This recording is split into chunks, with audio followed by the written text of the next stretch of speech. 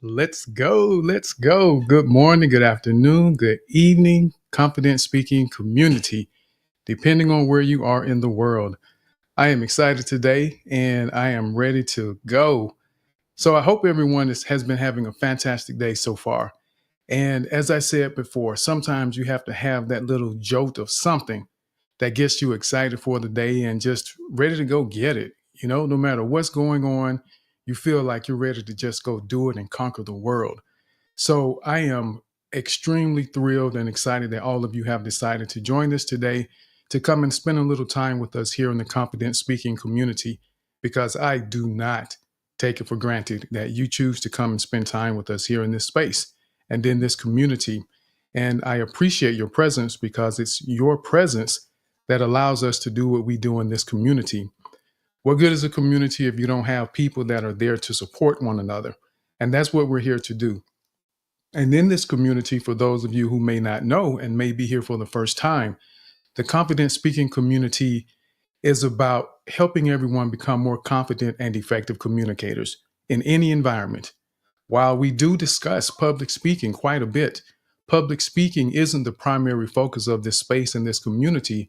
Our primary focus is to help people become more confident and effective communicators in every area of their lives. There are a lot of people in here and in the world that will never stand behind a podium, but every person on this planet is going to have a conversation with a friend, a family member, a coworker, a business partner, or someone at some point in time. And we want you to be comfortable enough to have those conversations, to be confident in yourself, your abilities, your knowledge, and also be effective in those communications. And when we do that, when we take accountability for ourselves and become more confident and effective communicators, we together have the ability to change the world, one interaction at a time. And it matters. It may seem like a big feat, but imagine the number of people that you have 3 degrees of separation with or from, that as you interact with someone in your family, they go interact with someone on their job or in their class, and it just continues. So when we begin setting the example for people to understand how to have healthy relationships and interactions with people, there's a ripple effect that travels the globe that we don't always see, but we know that when we've done our part, we at least threw a rock into the water to get the ripples going. No matter how far they go, we want to do our part.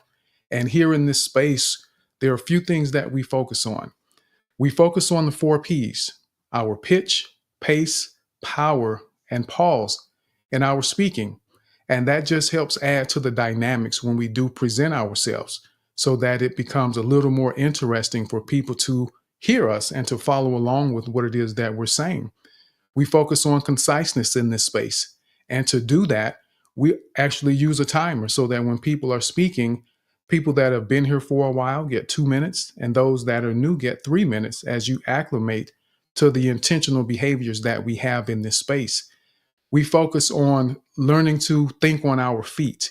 So we may do some challenges today. Actually, we're going to do some challenges today where you may be given a random topic and you don't know what that topic is going to be. And you'll then have 60 seconds to give us a response while you're actually practicing your 4Ps and learning to think on your feet while also expanding your comfort zone.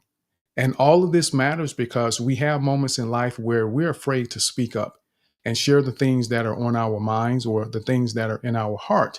And I don't want anyone in this space or anyone listening to the recording to ever miss an opportunity in life that could be potentially life changing for generations to come because you're afraid to say something. I want you to understand, to embrace the power of your words, of your thoughts, and of your heart, and to believe in yourself enough to be willing to share what you have to offer, no matter who's around. Because no matter what someone's title may be, or their position, or how much money they may have, that doesn't make them more important than you are. They may know more than you, they may have more money than you, but the words you have to share, your presence is just as valuable. And here in this space, in this community, we focus on making sure that people understand that. We all need someone every now and then to give us that little push to remind us just how much we have to offer, because we can get caught up in our minds thinking that I'm not smart enough, that I'm not good enough, that I don't speak well enough. But that's what we work on in this space. So you never walk away from a situation because you didn't at least believe in yourself. So with that said, I want to go ahead and say hello to Brenda. How are you, Brenda? Oh my gosh, thank you so much for this honor. Thank you for trusting me. And hello to the room. I'm doing well, and I hope I don't screw anything up. Good morning, everyone. It's 8:06 my way. Good morning, Brenda. And no, you can't screw this up. You will not screw this up. You've been here before, and we know what you bring to the table. So thank you for agreeing to be up here with us, Brenda, today. And Mama B, how are you? Great to see you. I am fantastic, Tim Brown, the Les Brown of the Twitters. Yes, I'm excited to be here for this part two of how to tips to host your own space. So, Brenda, yes, there is no screwing up from you. We are not going to do that because we know that what you bring to the table, just like Tim said. So no, so don't even expect that out of yourself. So I just wanted to say, when you mentioned about this community, you used the word community. You know, I was in a space yesterday, and the title was something about manifesting, how to manifest your dreams.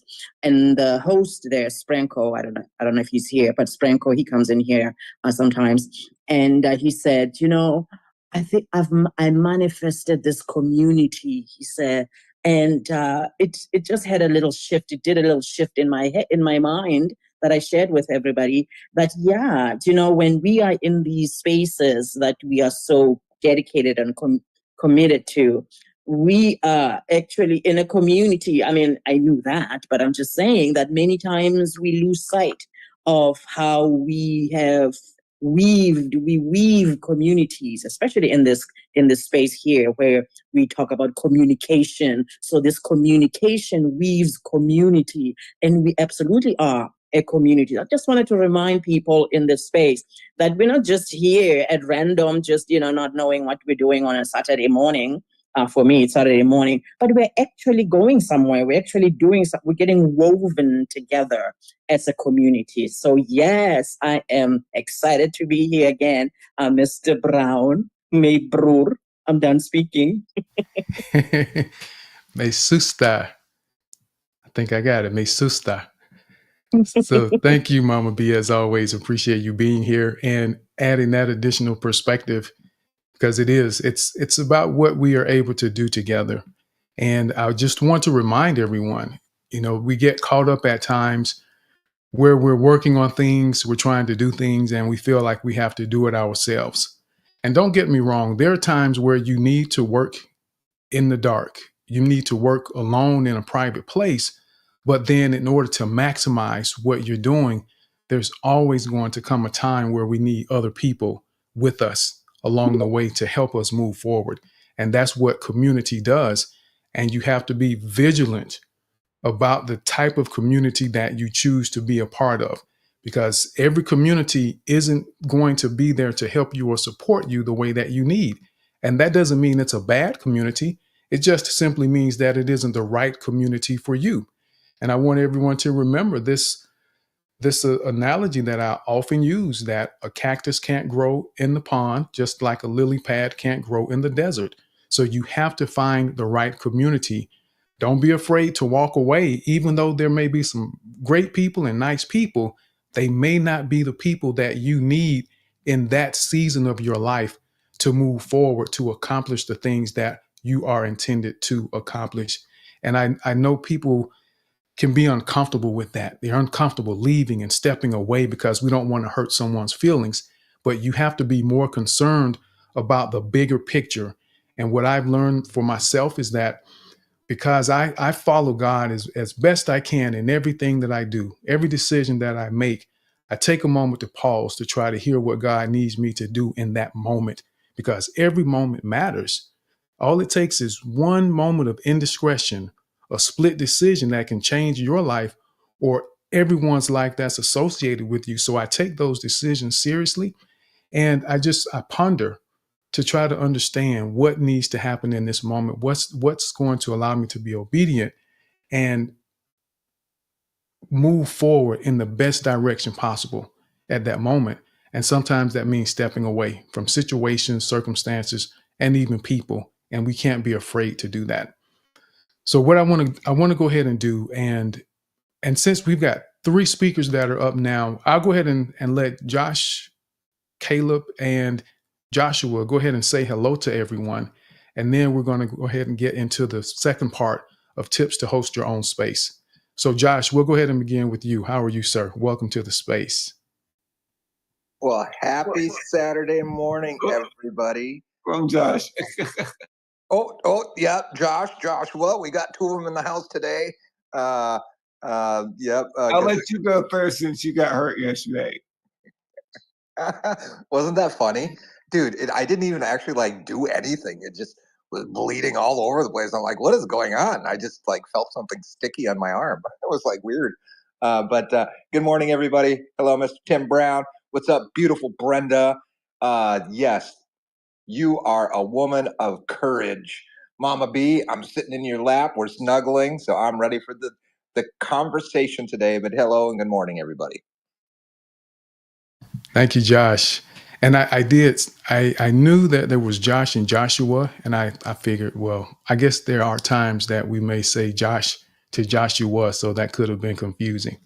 So Joshua, how are you, sir? Welcome to the space. Pretty good, man. Sorry about that, my buddy Josh down there. But yeah, I just want to say good morning. Recently switched up my schedule, Tim, so I'm actually up on a Saturday, which is very rare.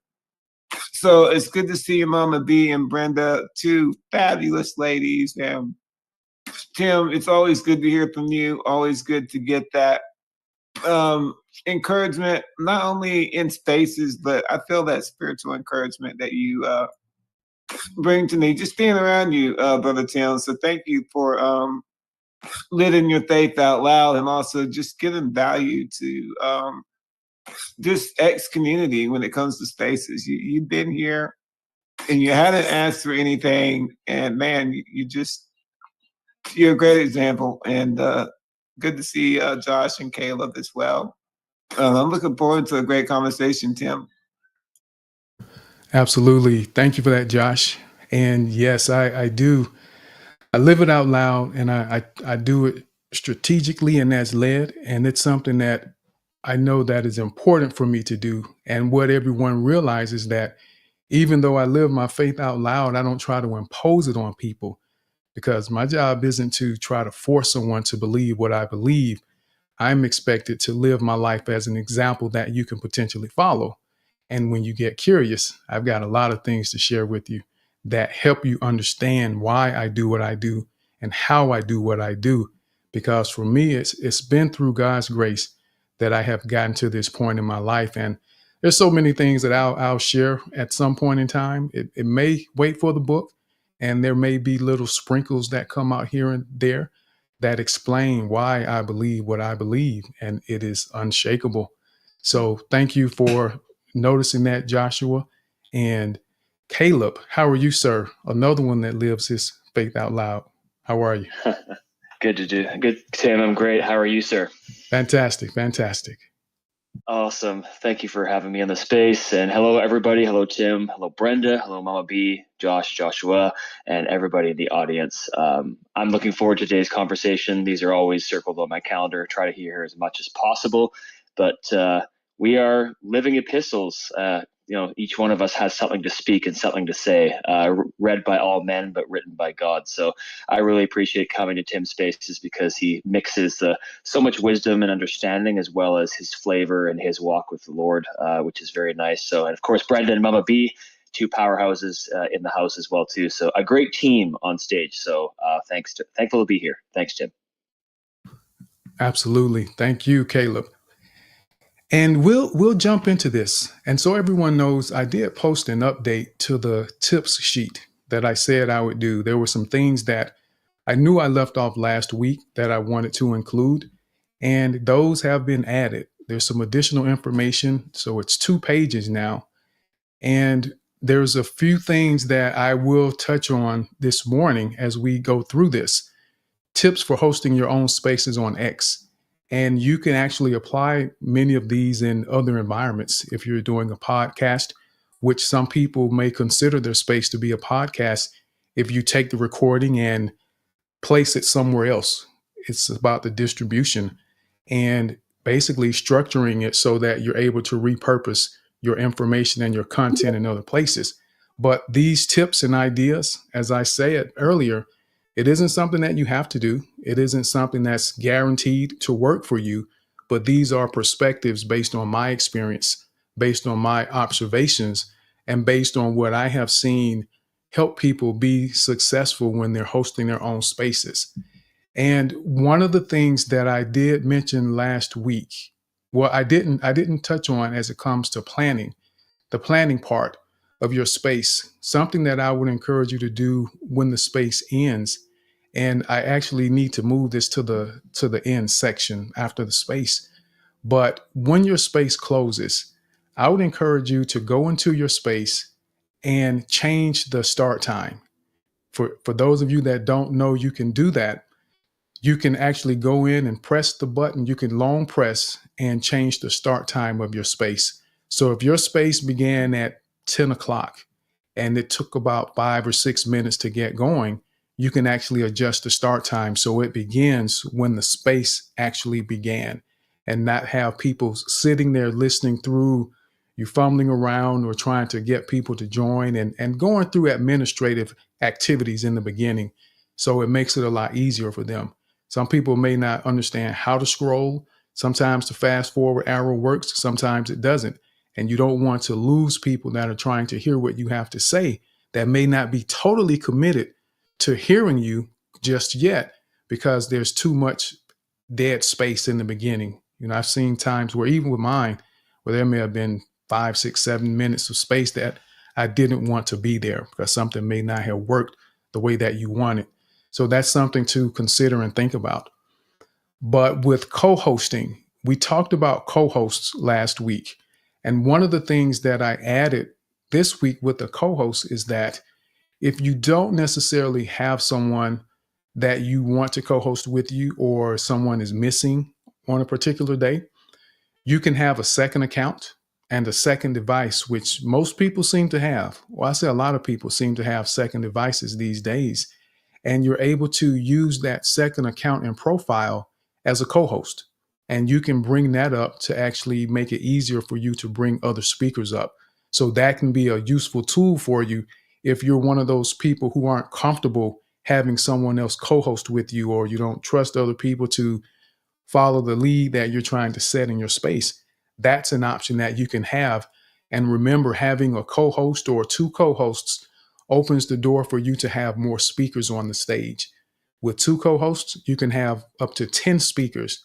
And I think with one co-host, I believe you can have 7, maybe 8 speakers, something along those lines. So co-host opens the door for you to be able to do that. Now, I do want to touch on the idea of marketing a little bit. And people look at this a little differently.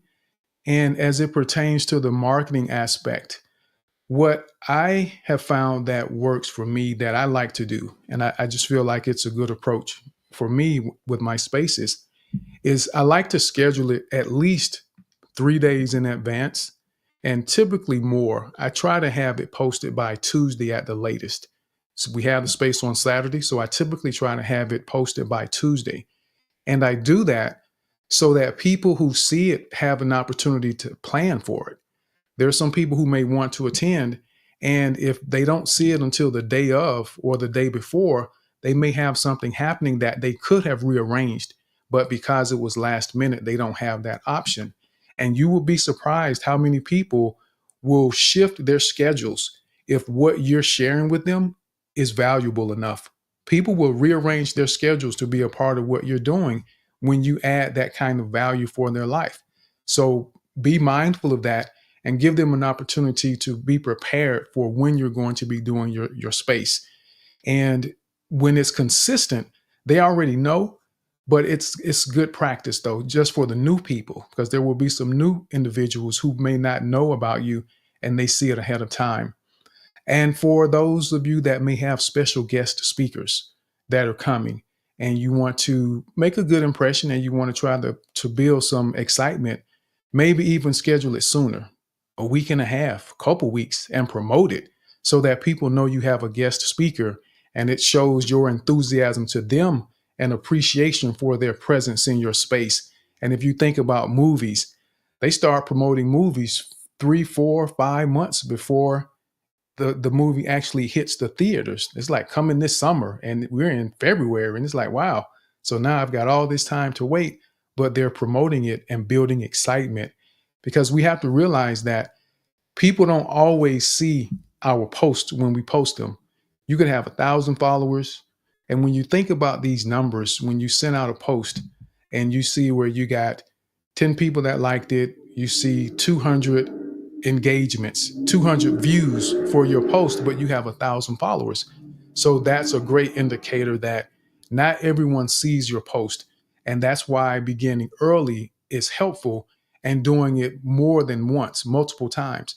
Because I also like to post my space the day before as a reminder, and then I'll post it early that morning. I try to do it at least 2 or 3 hours before the space.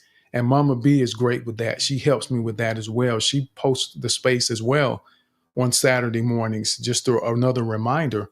So people get to know that your space is coming.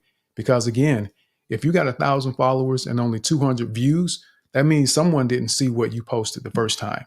So that reinforcement of your message helps spread the message. It may be a reminder for someone that already saw it, but it may reach some people who didn't see it the first 2 times. That's why you want to consider doing that. And I would encourage considering a community, because I went ahead and I created a community.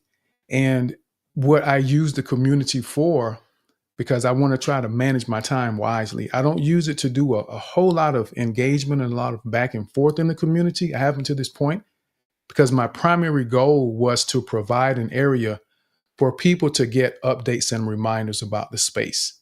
If someone is in the community, I know they're going to have the option and opportunity to see the post about the space or the reminder. They don't get filtered in the community, and there's a little bubble that shows up in your app when you open X, and you know that there's a new message in one of your communities. So it's a great way to stay connected with people that want to be connected, that want to know what's going on with the space. Something may come up and you may have to cancel one day. So posting it in the community is a great way for people to know that something came up and we won't be having the space today. Because I've seen that happen where I've sent out a post and people were asking me, hey, what happened? I didn't see the space. Is something wrong? But I sent the post out but they didn't get it. Like a number of people didn't. But if you have a community that's free, that provides updates and reminders, then those people are sure to see it and they get to decide if they actually want to be there or able to be there that Saturday or whatever day that you're having it. So that's something that is great for marketing and visibility. And I would say to also actively participate and add value in other communities. That's money. That's great. That's great time spent when you're trying to build and market what you're doing. And I'm not saying that you go to these other communities to simply get on the mic and say, hey, I host a space on Saturdays. Come to my space. That isn't what I'm saying. I'm saying go and add value. And when I show up to other spaces, it's very rare. It's very rare. Usually they have to ask me to tell what I do in my space. I don't go in saying I'm Tim Brown and I host a confident speaking space and community on Saturdays at 11 a.m. Eastern time. I just go in and I get to the point of the value I want to add. And I allow them to decide if they want me to share what I do in the space. And when you get to a place where you're adding value, people will help tell your story for you and you won't have to tell the story. And that's when they have come to appreciate who you are as a person. They appreciate your presence. They appreciate the support that you're able to provide them when you can. And don't overwhelm yourself trying to be everywhere for everyone because it is not possible. So we have to be vigilant about that and be mindful about that because you have to take care of yourself as well on this journey. But adding value in those other spaces, when you share something that's relevant to people in those spaces, they will check your profile. And if your profile is structured in a way that it is concise enough and it tells your story in a concise way that they can understand who you are and what you offer, they will be able to find out more. They will ask more. They will follow you and they will figure out what it is that you're doing. And that's how people become more connected to you. And Shari is one of those. That's a great example.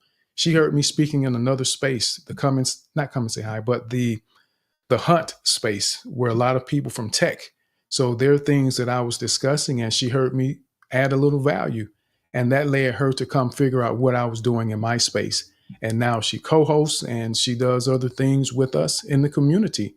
So that's why participating in other spaces and adding value opens the door to help market your space and what you're doing without you having to be a salesperson. It's just showing up and adding value. It makes a difference. Now, something that some people do is direct message invitations. When you're posting your space, it allows you to send direct messages to people. And that's something that works for some people. If you are connected enough, if people recognize you and they've heard you speak and some people are like, oh, wow, thank you. Yes, I'm coming. But know that everyone won't be able to, but that's an option. The direct message invitations that you can send to people. Just make sure that when you send them, just be mindful that you probably aren't the only person sending them direct messages and inviting them to spaces. So we don't want to overwhelm them to the point that it becomes, oh, not this person again. So we don't want to do that, but it's an option when we do it within reason. And there are some spaces for marketing purposes that people will procure speakers. And that's basically sending personal invitations and asking them to come and participate. And many times when people procure speakers and ask someone personally, where it isn't just a random invite and you don't know if they're going to come or not, the personal invitations, you get a response where they say, yes, I'm going to make it.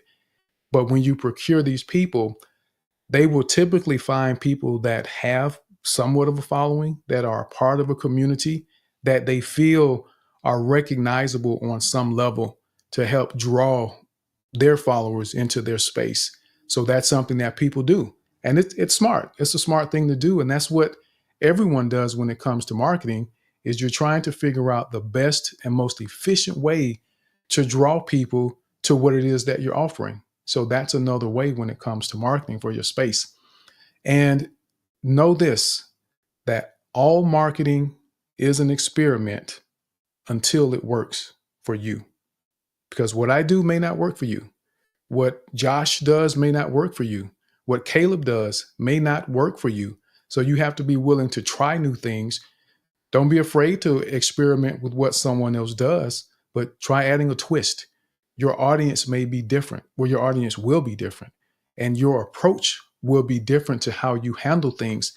So you have to understand that just because it worked for 5 other people does not mean it's going to work for you. And don't be afraid to try new things. I want you to always be willing to do that. And remember, as we discuss leadership, leading doesn't always mean you're in charge of a group of people. Sometimes leading means you're willing to do something different that no one else has done. And because of your success, people will follow because you led them down a path they didn't know was possible. Now, what I will say here, let me see. I'm just going to mention a couple other things, and then we'll go ahead and get into the conversation with some other insight and perspectives people may have. Now, one thing that I added before you begin the space is to restart your phone and the X platform. Restart your phone and the app. I do that because sometimes there may be updates that will decide to kick in as soon as you're ready to start your space. And if it takes a little while for everything to process, now you're stuck because your space is going to be late, or it may create a glitch and your space doesn't work. You just never know. So starting early is helpful, but I like to restart my phone every Saturday and the platform before the space begins, usually an hour or so, just in case it does something funny, because I'm sure all of you have had those moments where you open X and it just spins and you get the little blank white screens and you're wondering, okay, when is this going to stop spinning? And you don't want that 5 minutes before your space begins, or at 10:59 and your space is supposed to begin at 11. So before your space, you're preparing, you're doing things early so that you are able to be prepared and you are ready to move forward and do what needs to be done and have a great space for everyone. And I'm going to stop there. I'm going to stop there because everything is listed on here, but I did want to touch on those. And what I will say, one other thing, as far as the equipment, because I did bring up equipment and thinking about the quality of your audio in the event you want to repurpose your space. Having good audio is very important for video or just someone being able to listen. And if you think about it, if you really want to do this and you want to maximize it, consider some equipment. And there's different price ranges that you could spend for different types of equipment. And as promised last week, I went and grabbed some of the items that I use or have used, and I put them on the site. I put them on my website on the resource page. And you can take a look at those and just kind of explore. And whenever you go to Amazon, you know that it always tells you that there are alternative items for you to consider. And you can spend as much or as little as you want finding alternatives. But these are things that I posted on the site that I use or have used, and I may have decided to go a different direction and change because I do video production. So there are things that come up and new items that I explore and experiment for different purposes. And I'm able to use them not just for video, but I can use them for my spaces as well, or anything else that I may do as it pertains to production. So those are there. So if you really want to do it, that's something to think about to get the best quality that you feel like you can get. And there's videos about setting things up online as well. So that's something that I wanted you to think about and wanted to remind you of. So with that, I'll go ahead and go over to Josh because I saw Josh's hand go up, and actually I saw Brenda's hand go up. Did you change your mind, Brenda? No, we'll let Josh go, and then I'll come in right after him. Okay, no problem. Go ahead, Josh. Oh man, let's see how quickly I can keep my cadence and get through my conversation. I love the personal touch. Absolutely. I have ADHD, and I love the personal DMs. Like, hey, I'm just holding a space today, or next week, to help remind me to set the reminder.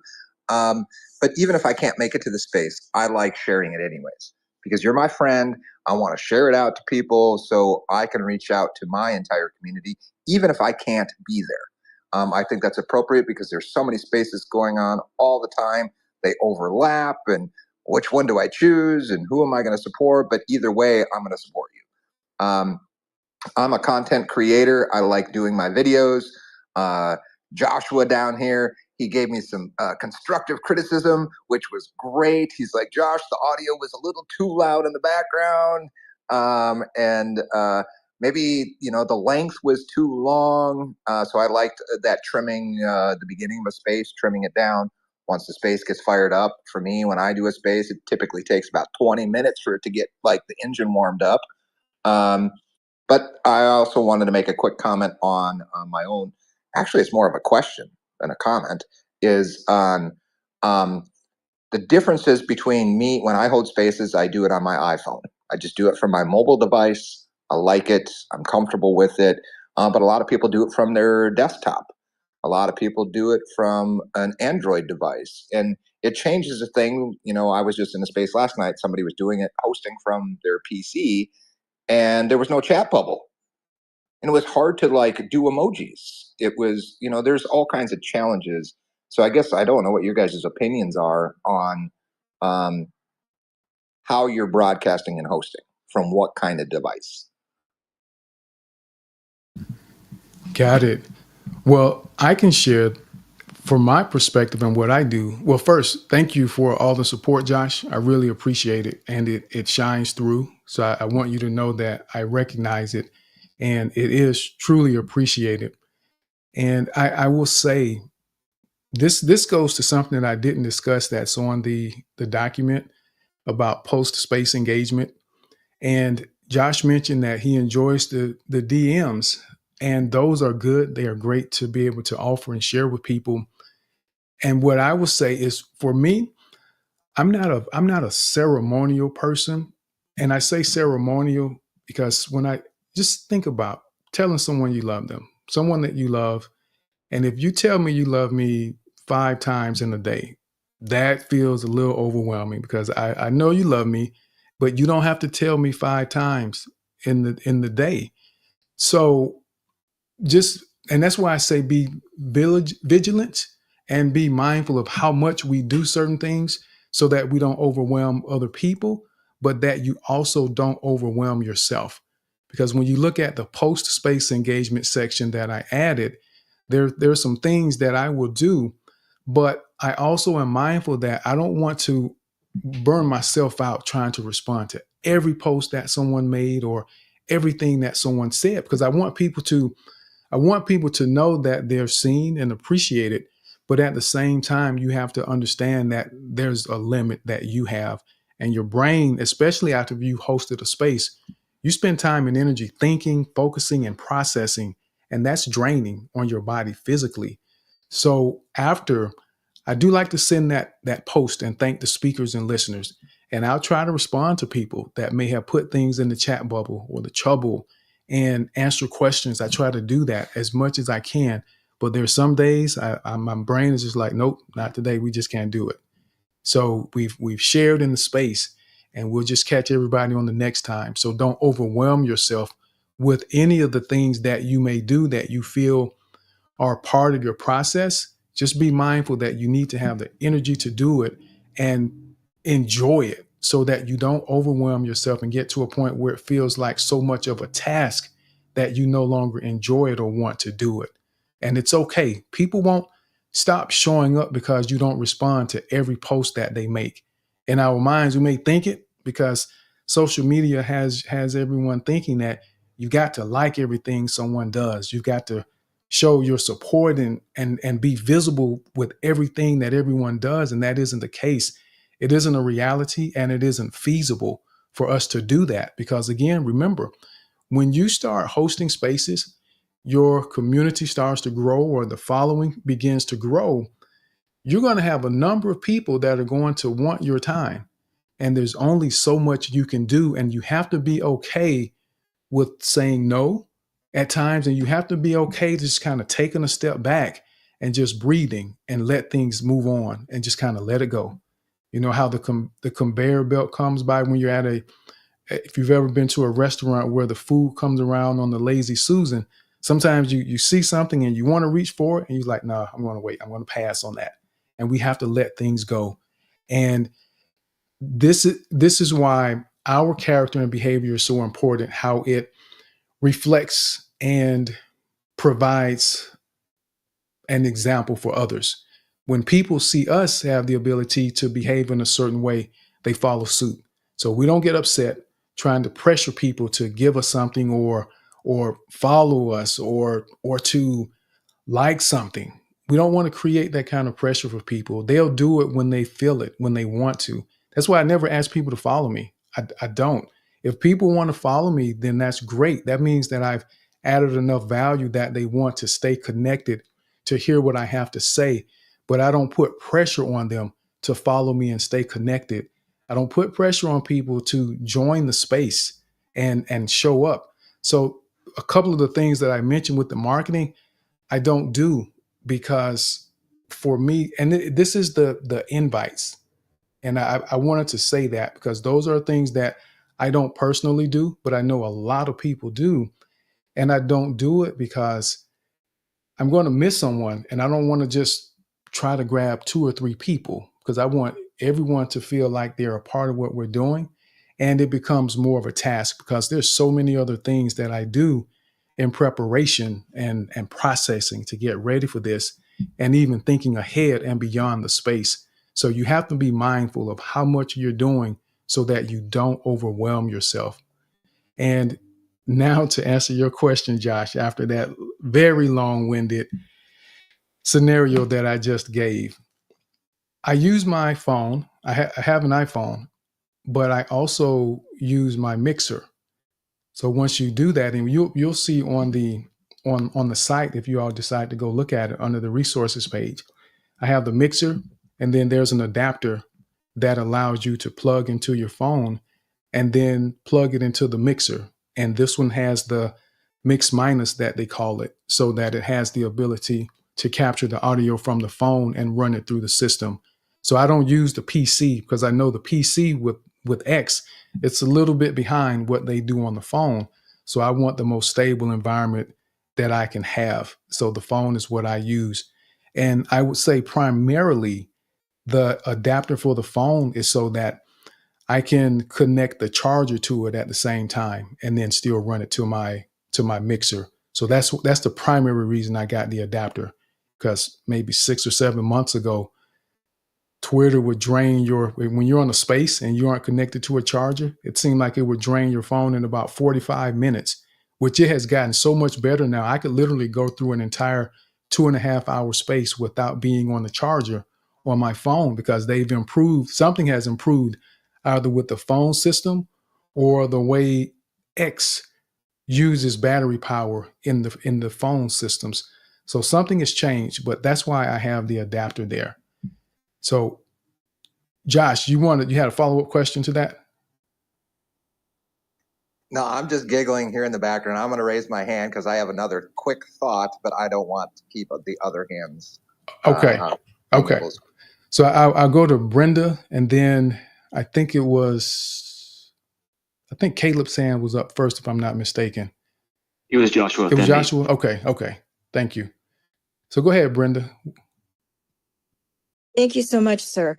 I wanted to touch on the marketing part. I always tackle and come to things from a consumer's point of view. My ex-husband was a entrepreneur, so I was constantly his customer. Why are you doing that? Why are you doing this? Okay. So as a consumer, I have seen this marketing stunt and I do not like it. The best example I can give you is I went to a room hosted by someone. They were simply the hosts. The co-host was there delivering the message. So the host was being used to draw in people, but the message was coming from the co-host, which has this particular person has an ongoing message. So I didn't appreciate that. So I think people are smart to that. At least I am now. So yeah. That's a great point. And what I will say to that as well is there are associations and partnerships that people will establish, and that's why you have to really be attentive to what you're participating in so that you're able to recognize what's happening. And if it's something that doesn't line up with what you want to be a part of, then you get to leave and not be a part of it.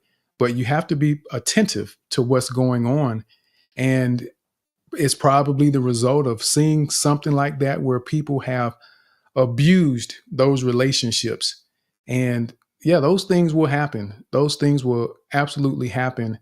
And I don't know the exact scenario, but when you see it, you get to leave and just be mindful because you never know how it's going to affect someone when you take certain efforts or make certain efforts to market and draw people in. And the last thing I'll say about that, Brenda, is I don't know this person, but I know there are some people who will that host spaces or host television shows. And what they do is they just have guests that come in and share information to the audience or to the listeners. But it sounds like it may be a little more going on with that experience you had. So thank you for sharing that. Something for everyone to think about and be mindful of. So let's go over now to Joshua and then Caleb, and then we'll go back to Josh. Yeah, I really love robust conversations, and this is shaping up to be one of those robust conversations that I thoroughly enjoy. I think most of us here are here because we love spaces, right? Can I get a thumbs up? I mean, we're all here because we love spaces. And the piece about promotion is very, very important for the team. I'm learning. I've learned through the school of hard knocks as well what works and what doesn't work. And I love how you said, my strategy. This is what works for me. Test it out, and if it works for you, then yeah, you have a proven strategy that works. And I'm going to pull from an illustration from something that we all know about in order to prove a point. So I'm not going in this direction, but in the realm of politics, there's a thing called political capital. And that's when a candidate has enough goodwill with the people to have certain latitude with what they do. Now I'm going to draw that illustration and pull it into the social sphere. I think that all of us have social capital. And the thing is, if you're not investing in people that come to your space, yet you're continually bombarding them with your promotion to your space, you have not built the social equity to really extract from them. Not that you're trying to get something from them, but you haven't built that with them in order for them to come to your space. So what I am an advocate for, Tim, is if someone comes to my space, I want to make a real, genuine connection with that person. Now, I know we can't connect with all those that come to our space all the time because there are people outside of the inner circle that you see every day. Outside the regulars, there are others that may venture in, and they may come in through other means of promotion of your space. And what I've noticed, one last thing, is when I'm sending DMs to people, I understand that I don't want to bombard them. And one time I actually messaged someone and said, I'm sorry for sending you something. And they were very understanding. No, no, no, that's just the way it works. So I think that we all understand that in order for a space to populate, we have to invite people. So I think that if we all look at the invites with grace and say, "Oh, Tim's inviting me again, man, I wish I could go, but I got a space going on too." So don't feel obligated to say yes to the request, but don't get all bent out of shape if you get a request. Just say, oh, well, Josh is having a space. Well, pray it goes well. That's the way we should approach it. You know what I mean? Anyways, thanks for allowing me to speak again. I'm gonna let you get to the next hands, Tim. Go ahead. Thank you for that, Joshua. Great point. I love the social capital point that you mentioned. And that's extremely valuable in any business. You need some social capital with people where there's a level of connection that you've added enough value that you have credibility. And on their balance sheets, I guess they would call it goodwill. In business, they have something called goodwill. And that's what we want to have with people. And I would say, for me, though, this is something that is different for me. My approach really was my engagement with people. Before I began my space, I spent more time just interacting with people. And I mean, I connected. I spent time in communities getting to know people. And a couple of them, they were communities where I was trying to learn something. But then there were some where I was, even though they were one of those groups that were building up to sell something, they were having genuine conversation along the way. And I got to connect with some of them, to a pretty good degree. So for me, it wasn't about buying something. It was about the relationships that it felt like we may have been building in those moments, because I still will reach out to some of them because they've done their sale and it's gone, like so many others. Hey, let's build a community. We got a great community. Okay, it's launch party time. And for 3 days, they're trying to sell NFTs or sell something. And when the sale ends, they're gone. So that's what we have to be mindful of when we have these interactions and the social capital. As a host, I've never wanted to create the perception or set the precedence that I would be always readily available, because I've seen so many founders, and I watched how communities would just demand so much from these founders, and they would just show up, and they were afraid not to show up because they thought this community of prospects is what they were. This community of prospects were going to disappear if they didn't bend to every whim of that community of prospects. And for me, I think about it like this.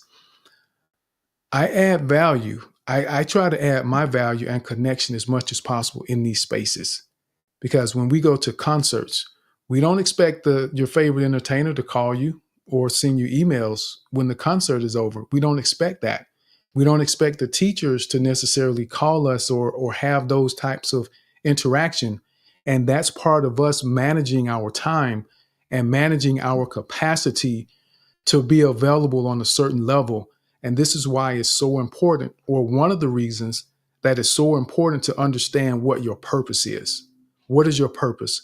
Because my purpose has never to be a social media mogul. I've never and still don't have any plans or goals or hopes of being this social media sensation. I'm here to add value.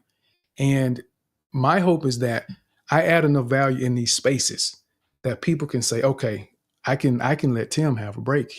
I got so much from this space. He doesn't ask me to pay for it. He isn't selling it to me. And I'll see him next Saturday, because it gets overwhelming for me. And as an introvert, I absolutely am an introvert, even though I enjoy teaching. But when it comes time to do a lot of the social things, I don't really enjoy it. I do it, I can do it, but it's work for me. It's hard for me to do that. So I have to take a step back and just step away and just go binge on Netflix so I can calm my mind down, to just stop thinking about the next idea for the space. I mean, literally, I have to do that. My wife there are times on Saturdays I may go sit down on the beanbag, and then after about 30 minutes, I'll jump up and she'll like, sit down, because she knows I'm about to go try to make a note about an idea that I had. And once I write the note down, my mind's going to keep going, and it turns into a whole nother thing where I'm trying to put something else together. And my mind it constantly does that. So to be available for everyone, because remember, your audience grows and more people are going to want your time. So you have to understand how you're going to manage that, and don't create precedents for people to feel like this is what you're going to do, and that you're just going to constantly pour everything out that you have anytime they ask or want it. Because if you give it, people will take it with no regard for the impact that it has on you. And that's why I try to be the type of participant that is respectful of people's times.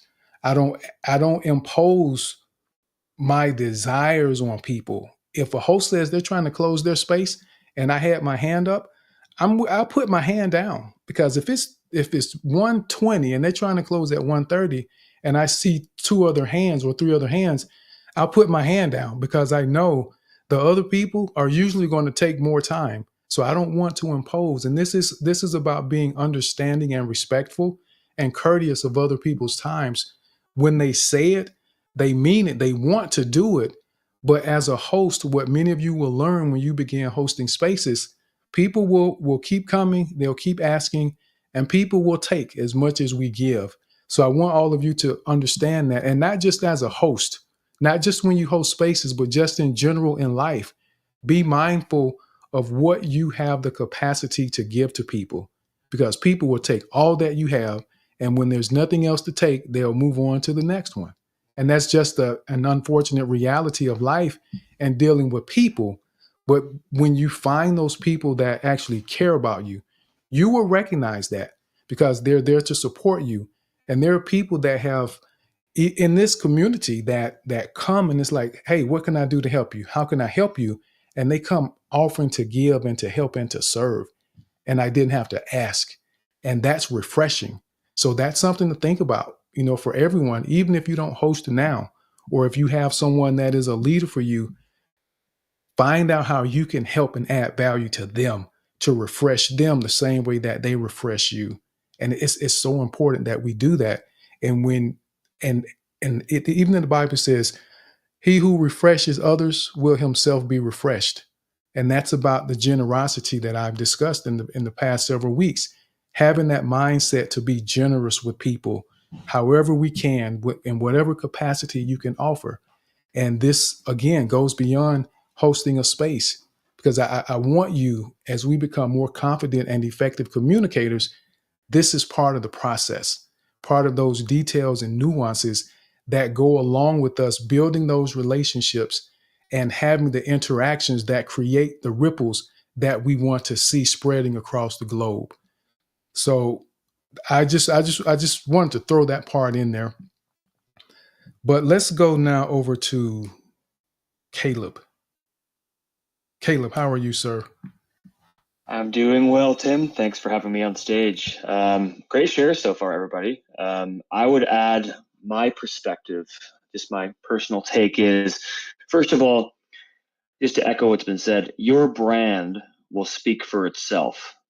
Who you are and how you operate and the redemptive gifts that God has put on your life in operation, not just on spaces and an X, but in life, will speak for itself.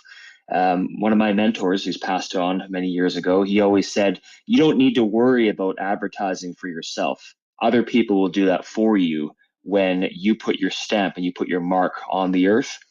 And so for me in spaces, I think what's helped me and it's really been fruitful for my walk is when people come to spaces, my spaces, and they speak or they're in the audience, I try as much as I can to follow up with each and every speaker and many of the listeners and send them DMs or even voice notes. If you haven't tried voice notes, I think voice notes is one of the most underrated tools on this platform, because written words are important. And I think it's important to keep on doing those, posting DMs, encouragement. But when it comes to voice notes, there's something behind your voice, your God-given voice and your tone when you're speaking to somebody and showing that appreciation and planting those seeds, because your words and my words, it says in the scriptures that we have the power of life or death in our tongue. And I believe that when I speak life and send somebody appreciation, following up with them, that is a seed that they can use. And whatever they choose to do with that is up to them, but used to grow as well. So I just wanted to add some of those thoughts, is that personal follow-up is gold. I'll just say that again, personal follow-up and showing that sowing of appreciation, however way you do it, it really means a lot. So I will yield back the microphone, Tim. Thank you. Absolutely. Thank you for that, Caleb. And I can attest that Caleb does that. He will do the personal follow-ups, and it's appreciated when you get those. And I say, like, for me, when I think about that, when you have a number of people that are there that you want to feel special, that you want to feel appreciated, it can get overwhelming. So I just want everyone to be mindful, though. Just be mindful. Because if you've ever dated someone, just think about this in a relationship. And I tell couples when I work with couples, we do premarital counseling for couples, and sometimes those that may be in a little distress and they're trying to figure things out to get back on a smooth path. One of the things that I will tell them in premarital counseling, don't set a precedence that you aren't prepared to sustain. If you aren't a flower person, the flower buying guy, don't start buying her flowers pretending like she can expect flowers every week, because once you get deeper into the relationship, when that goes away, now it creates questions. And now it creates a level of discontent because, hey, this is how you won me over. You can't stop now. I love the flowers. So don't create a precedence that you aren't prepared to sustain. And we have to think through what we're doing. So I'm always thinking before I do something, I try to assess the potential outcomes before I get into it. At my job, if I have ideas, I'll work on things behind the scenes, but I will not tell the director or tell someone in charge what I'm doing until I fully understand the impact that is going to have on me long term. I'm prepared to be committed to the process all the way through if I present it to someone, because I don't want them to say, oh, I love that. Let's make that happen. And now it becomes 30% of my job, and I didn't expect it to go that way. So when it comes to our interaction and engagement, even on these platforms, you just have to be mindful, because if you set the precedence and you stop giving people what drew them to you, then you run the risk of them losing interest because they're no longer getting what made them excited to begin with. So for me, I just hope and pray that it continues to be the conversation that we have in these spaces, because I tell you, and I'm always honest with you all, that the after work, it can be draining, because sometimes I will finish these spaces, and because I've listened so intently, I've spent so much energy thinking that I just need to go to sleep for like 2 hours because my body is drained. And these are the reality. These are real life aspects and implications of doing the things that we do in these spaces that people don't often think about. Sometimes they don't even make the connection that it's the mind power that you spend when you're hosting spaces, because you're listening to people, you're trying to respond to people, and that takes energy to do that. So you're giving a lot. And I just want everyone to be mindful what you have the capacity to give, and think about what you feel like you may be able to sustain. So come up with a plan that's sustainable to be able to do that you won't be upset or frustrated and, just like, oh God, I just need to stop this. Maybe I need to stop doing spaces altogether. And it can get to that point because you want to do certain things after the fact with the engagement that people enjoy, but it may not always be feasible for you to provide. So everyone, forgive me in advance, and I appreciate you not holding it against me that I don't do some of those personal things, because I don't have the capacity to do it. I honestly don't. And I show my love through the things that I share in these spaces, the work that I put in on the front end, and tools and resources that I try to make available. And that's where I want to be. That's where I want to be with everyone, because some things they don't always add value. And we have to be okay with that and understand that. So thank you, Caleb, for that, sir. But I appreciate it when you send the voice notes. So I just want to make sure you understand that. But I would not be upset if you didn't. So just know that.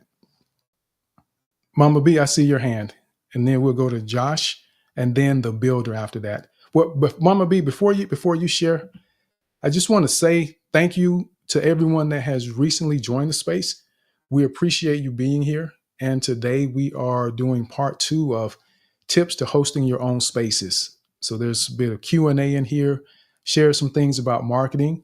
And there's also a document or a couple of documents that are attached in the purple pill or the chubble that you're able to look at with some tips for hosting your own spaces. These aren't required, they aren't guaranteed to work, but they just give you some perspective and ideas that you can consider when you're hosting your own space or as you prepare to host your own space. Because we all need a little guidance and a little help. Sometimes we just need reminders when we do things in life.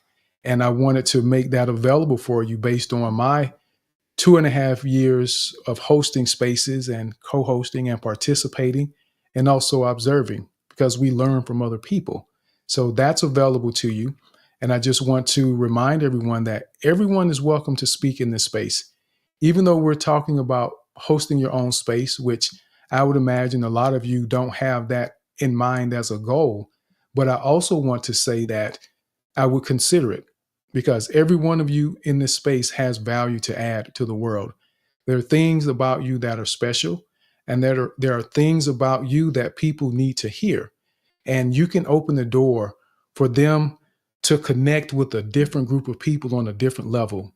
And I'm looking forward to Ingrid doing her spaces about the journey for immigrants, what that's like, what those experiences are like, because there are a lot of people who are immigrants in some country or another that would love to hear from other people that are going through similar experiences, to know that they aren't alone, to know that there are resources to help them navigate some of the things that they may be struggling with, either physically or mentally or emotionally, whatever that may be. So you'll be surprised how much value you can add to people's lives.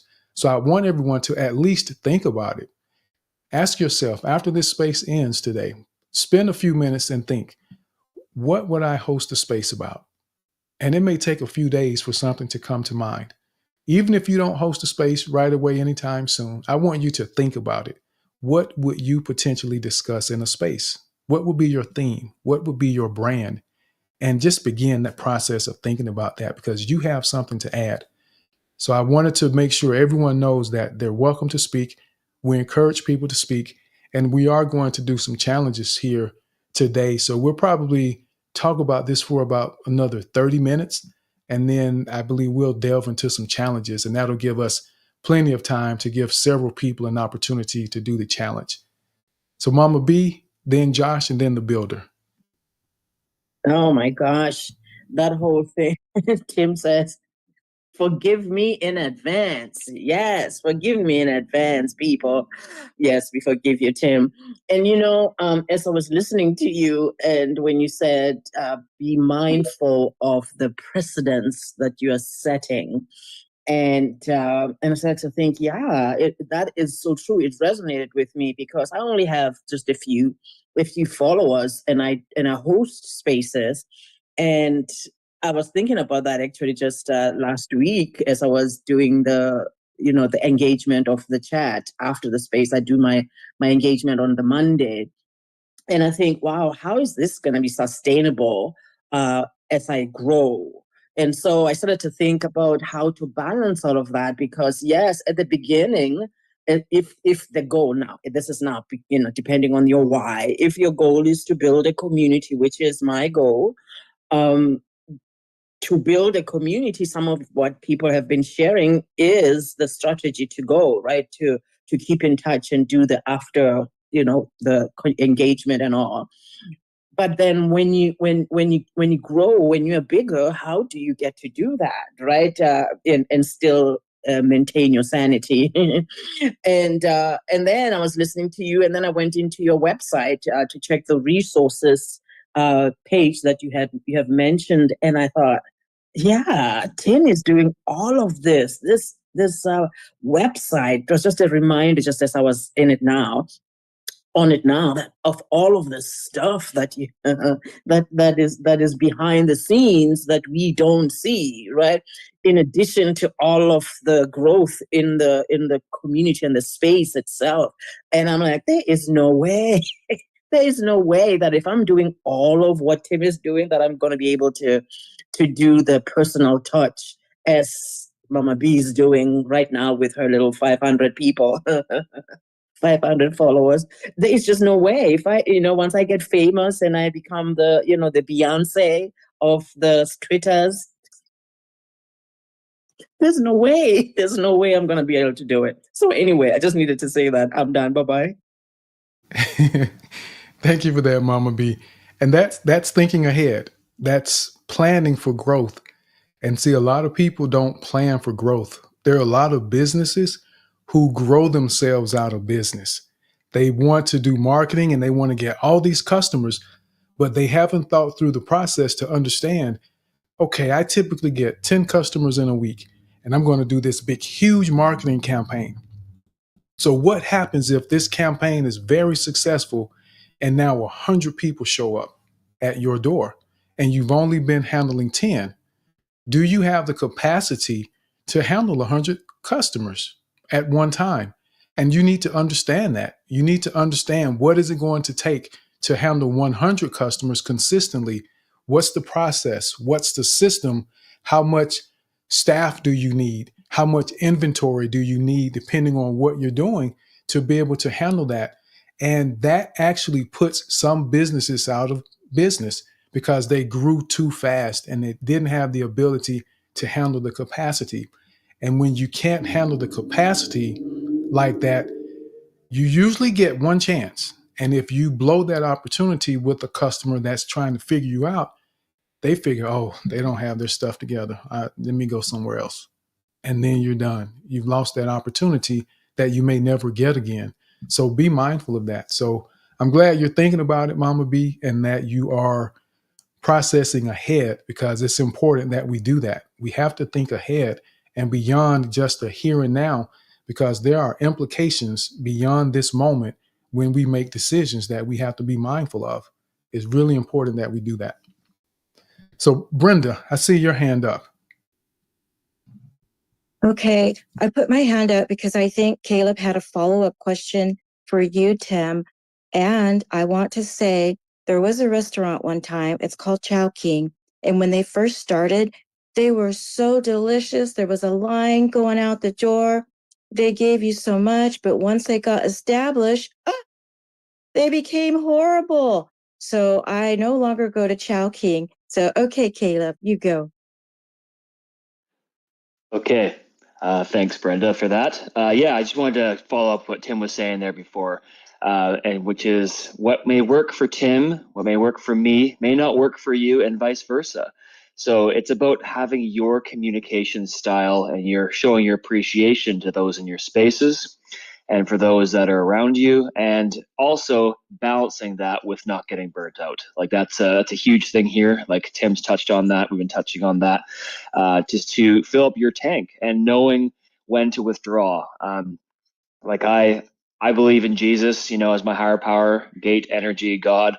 And one thing that Jesus did when he walked on the earth is he spoke to the multitudes, he encouraged them, he encouraged groups. But when he had his moments to say, okay, it's time to withdraw to the mountain, then those are the moments that you got to take hold of and take advantage of. So know when it's time to pour out and know when it's time to pull back and refresh yourself. Because if we try to be the savior of the world, that's not going to work, because that job's already been taken, A. And B is that we can't possibly reach everybody, but we can definitely reach some. So knowing who's in front of you, knowing what's in your hand, knowing how God has created you is important, because I'll just leave it with this last comment here. Putting on somebody else's battle armor will not fit you.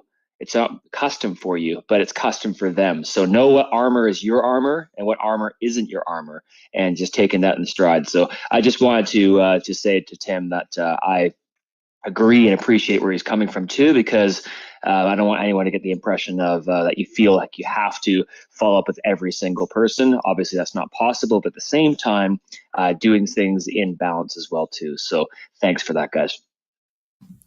Absolutely. Thank you, Caleb. Yes, great example with the armor. I mean, you're trying to put on, I can't wear Caleb's armor. I think Caleb may be 6'2", 6'3". So it would not fit me to wear his armor. I'm only 5'10". So we have to be mindful of that. So let's go now over, and thank you for catching that, Brenda. I totally missed that.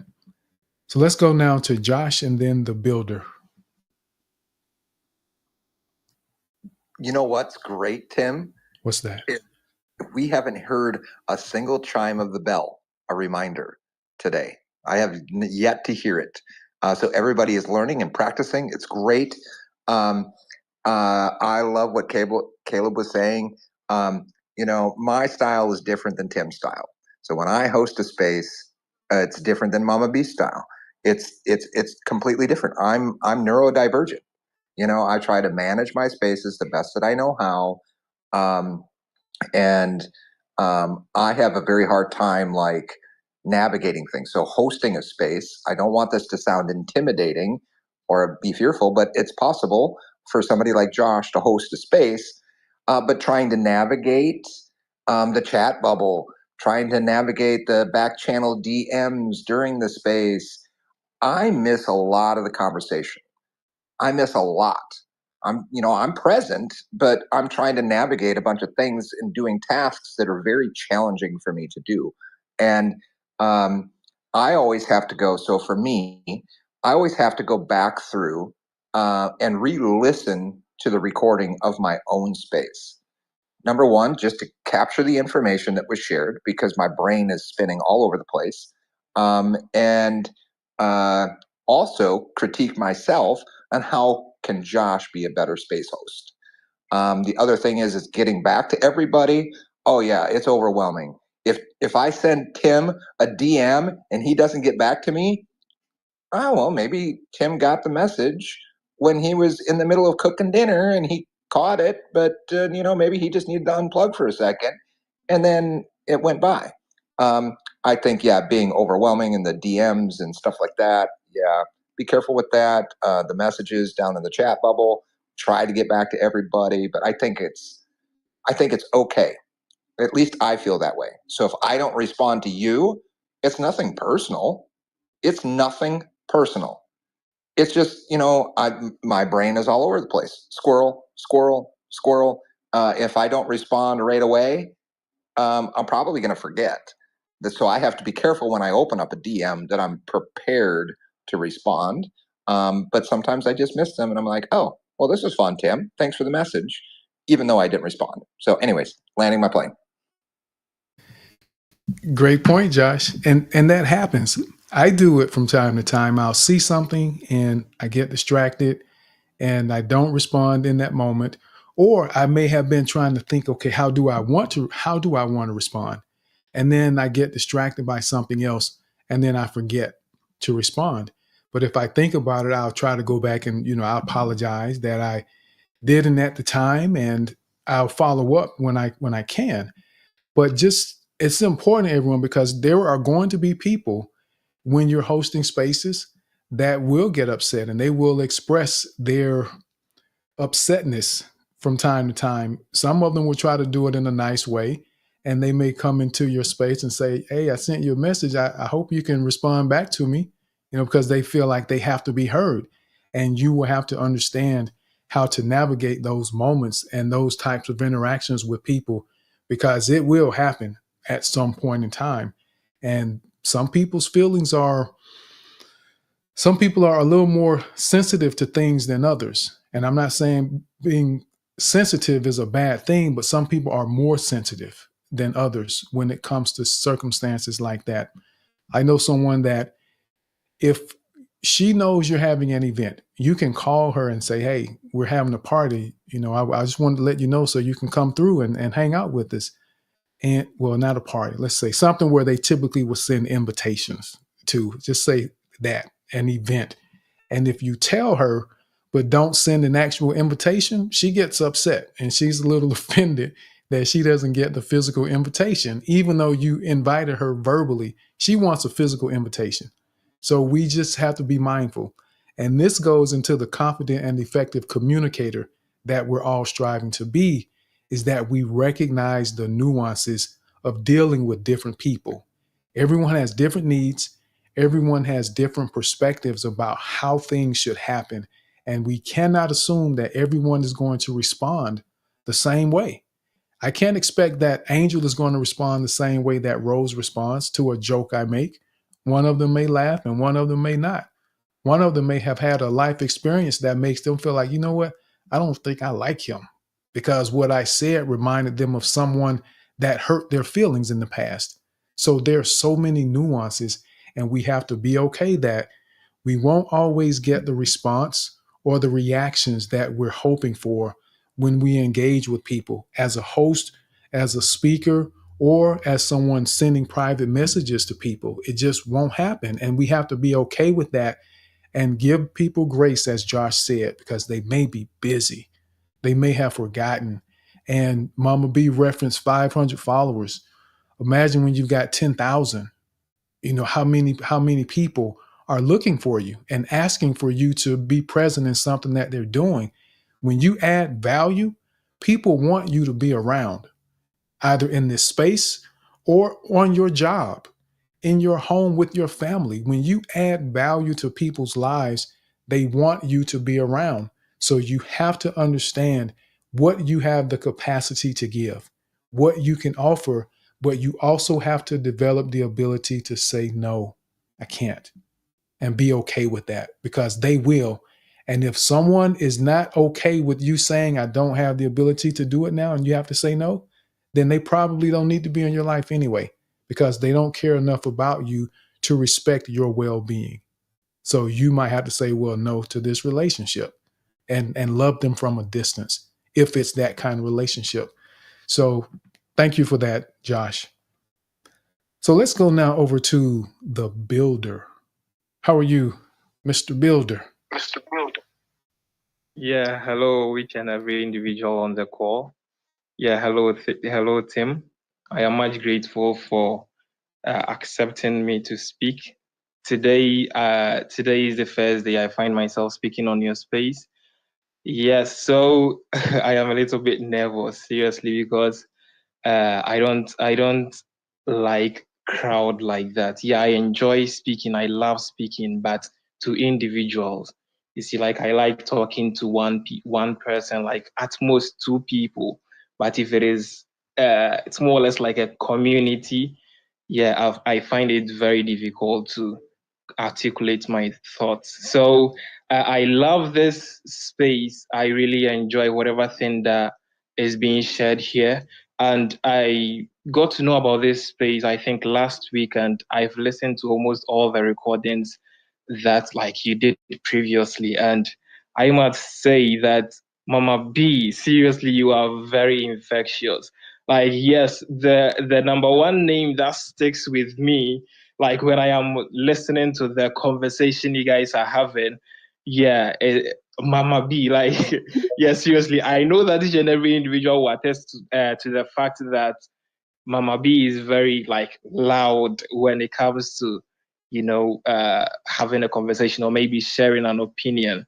So all that I have to say is, and seriously, like I was very nervous when I was skeptical pressing the speaker button, like requesting to speak, because I didn't know what to say.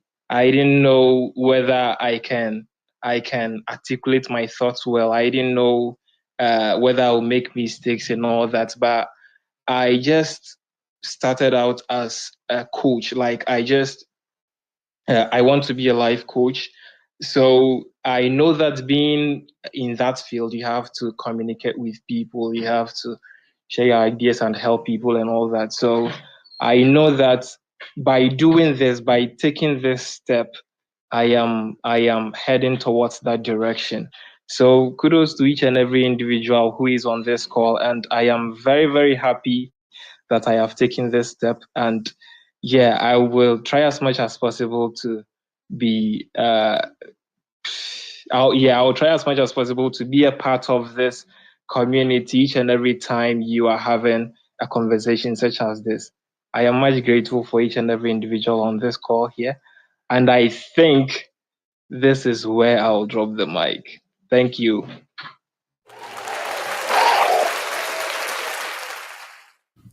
The builder. Thank you so much for that, sir. And I do remember seeing your message last week in the chat where you mentioned that it was your first time. So, and I think I actually responded to you.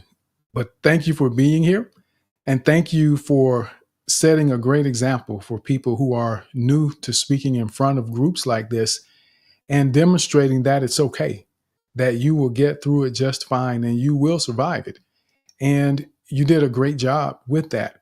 And what you've done is you have created an example to share with your coaching clients that it's possible. You can tell them that they have the ability to confront their fears and still do it anyway because you yourself are doing it. So you've created a real life example to share with your clients. And what I will say to you is in those moments when you feel it, because everyone feels nervousness from time to time.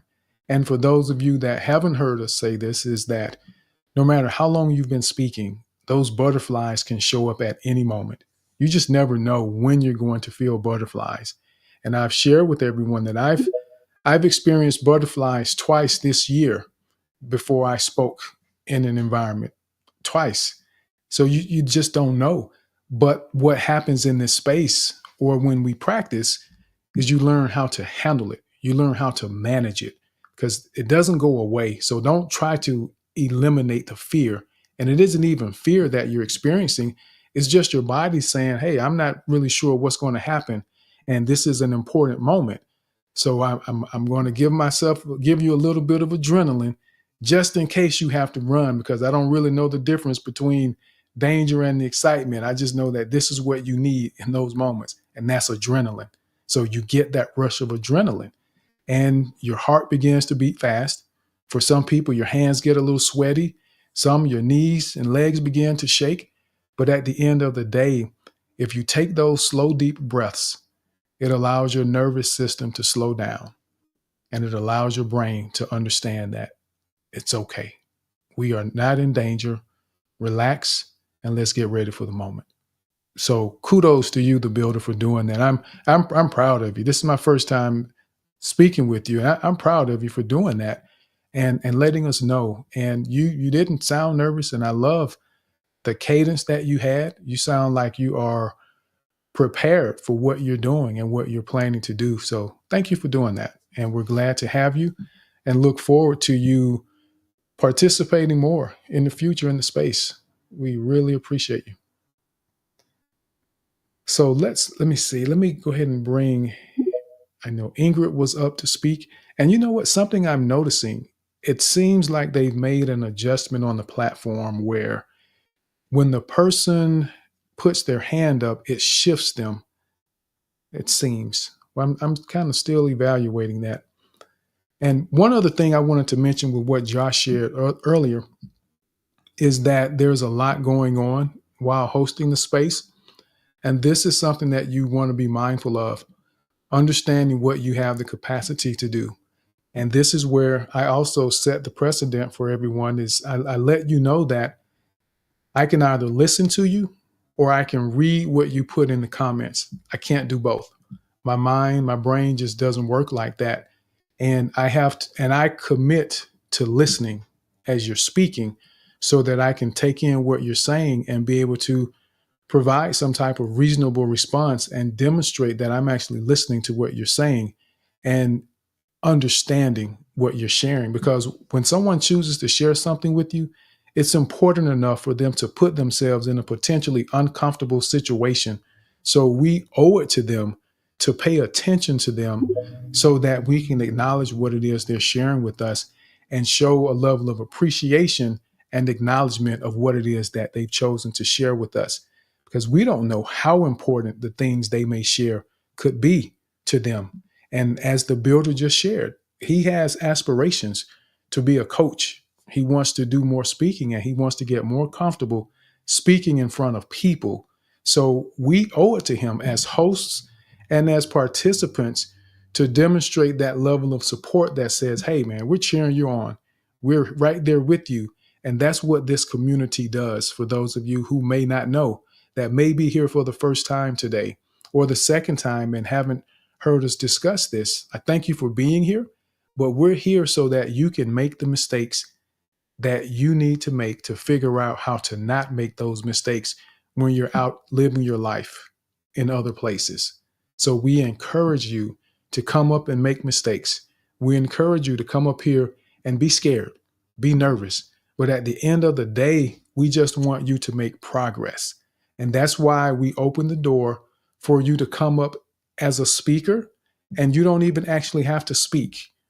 If requesting to be a speaker is your first step and you're nervous about it, we're okay with that, because we don't call on people unless they raise their hand, for the very reason that we are comfortable that seeing the word speaker under your name can be a first step for you making progress toward becoming a more confident and effective communicator in your life. So I want you to know that. Don't be afraid. Whether even if English isn't your native language, that's okay. We embrace you with that as well, because we're all growing. I make mistakes. I mess up my words and I forget things from time to time. It happens to all of us. And at the end of the day, we're here growing together. We're here supporting one another. So I just need you to know that it's okay. Don't worry about any of the things that make you feel afraid to come up to participate in what we're doing. That's why we're here, so that you won't be afraid. Because if you can get over that fear here, it's going to make it so much easier to not be afraid when someone is asking you a question or they're wanting your opinion, and they may be potentially considering you for a promotion on the job, because you've done the work. You've gotten comfortable being uncomfortable. You've learned to think on your feet so that you feel comfortable in those moments. And that's what we're all about. That's what the confident speaking community is about. It isn't just about public speaking, that's part of it, but it's about building relationships. It's about communication. It's about empowering you to do the things that some people may have thought you never could do. But more importantly, it's about helping make sure that you know that you can do it. And every time you step up and you grab this mic and you share your thoughts, even if you just use the introduction, I even posted in the bubble just a very short 3-line introduction you can make of yourself. That's progress. We just want you to continue moving forward. That's the goal. Just keep moving forward, because we're here for you every step of the way. So let's go now over to Ingrid. So it was Ingrid was up, Angel, then it was the Storyteller Sandbox, and then Adele. Ingrid, how are you today? Hello, Tim. How are Hello. you? Hi, Brenda. Hi, Mama B. For those that don't know me, I'm Ingrid, and I'm the ambassador in this space. And I think I kind of like that, especially since Tim already put out there that I want to be talking one day and having my space on immigration. And I hope it's something that will be well across this country. And I just has already has the foundation going for him. I came to this space. Everybody knows I have not been able to leave it. I'm away. I'm trying to find it. I try to at least share some thoughts, and it is a safe space that is allowing us to grow. And yes, the communication is maybe for other things for some of us, but the most important part about this space is the communication we have amongst ourselves. This space is teaching us to be better communicators with each other. And once we learn that, then yes, the butterflies do manifest itself all the time. But I tell you, this space just brings some sort of solace, and I love it. I look forward to it, and I sit here and I listen, and everybody, no matter what accent they have, I pay. And when you see me drop off, it's because I can't hear. And I come back right away because I do not want to miss, even if I'm next in line to speak. I say, I know I have the respect that they will acknowledge that I had my hands up before, but I just don't want to miss anything, even though I could go back. But even going back to listen is good, but actually being in the space is better. So just wanted to say that. Thanks again for everything. And Brenda, yes, bait and switch is illegal, and you shouldn't be going to that restaurant anymore. And restaurants like that, you need to complain about, and maybe they would change their ways, because we do not have to accept any bait and switch in any industry that's out there. So people should be aware of that too. So thanks again. Love you, Mama Me. We have to catch up. And hi, Josh. Take care, you guys. Love you. Absolutely. Thank you, Ingrid. Thank you, thank you, thank you. And you know what? And you made me think about the bait and switch thing. So, everyone, this is something that a lot of you may not know about me. I'm one of those guys that I'm a value shopper. People have called me cheap in my life, but I'm not cheap. I am, I guess you could say, I don't even know if frugal is the word to use because I will spend money when I see value.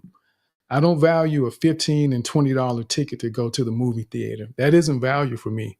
But there was a time where, I would pay $1,000 for something that people may have paid $200 for if there's enough value in it. So it's about value. And with our time and the things that we do, and I said that because with what Brenda mentioned about the restaurant, I pay attention to how these places they will come out and introduce these new menu items, and I'm wondering if anyone else ever pays attention to this. And they have this nice burger, and when they first start selling it, the buns or the chicken patty is just hanging off the buns, and after about 6 months, you have to take the bun off to find the meat in there to make sure that it's actually still there. And for me, that's bait and switch. So I kind of have a problem with that. So I put people on my list. I have a list that I keep that things to avoid. So once I have certain experiences, I put them on my list just to remind myself that I'm not going back because they've done something that says to me, there isn't enough value for me to spend my time or my money there. So I just thought about that when you brought it up again, Ingrid.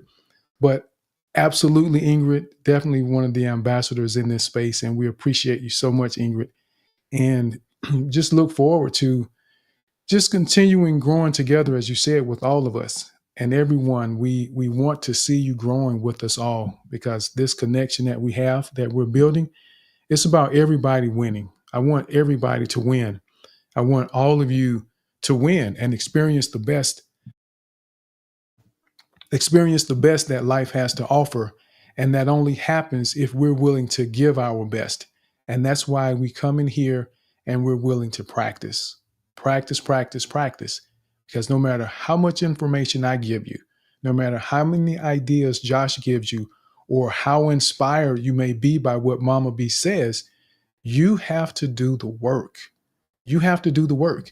And this is a great environment and opportunities that we try to provide so that you can put in the work, put in the effort so that you can begin seeing the results in your life because you put in the work. It doesn't happen until you put in the work. And we're trying to create those opportunities. So we'll go now over to Angel.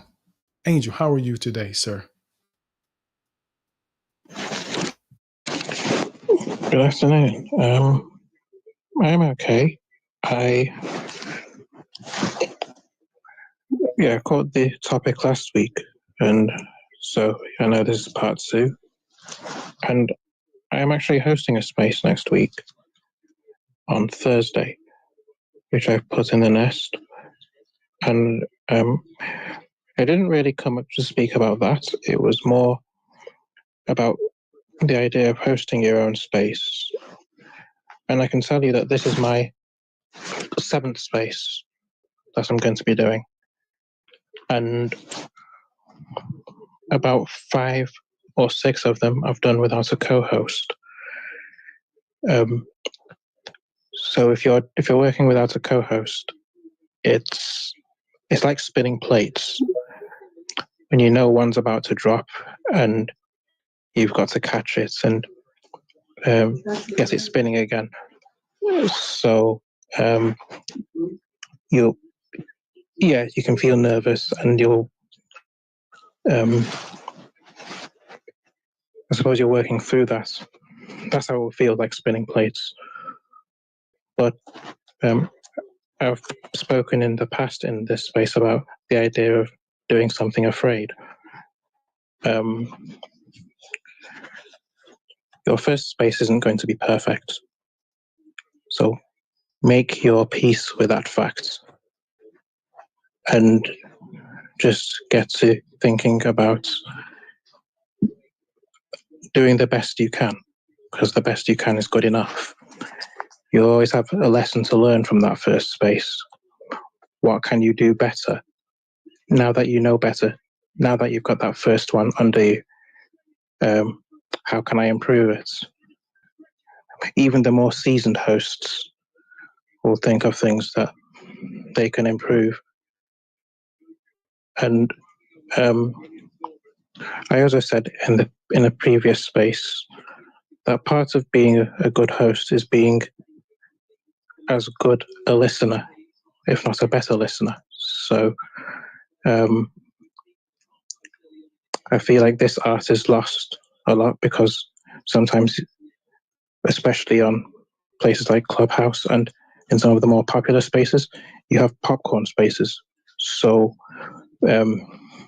this is where everyone can just unmute a mic and speak, and sometimes you'll get people speaking over one another, or you'll always have someone who wants to be the loudest person in the room. And even as a host, you don't need to be the loudest person in the room.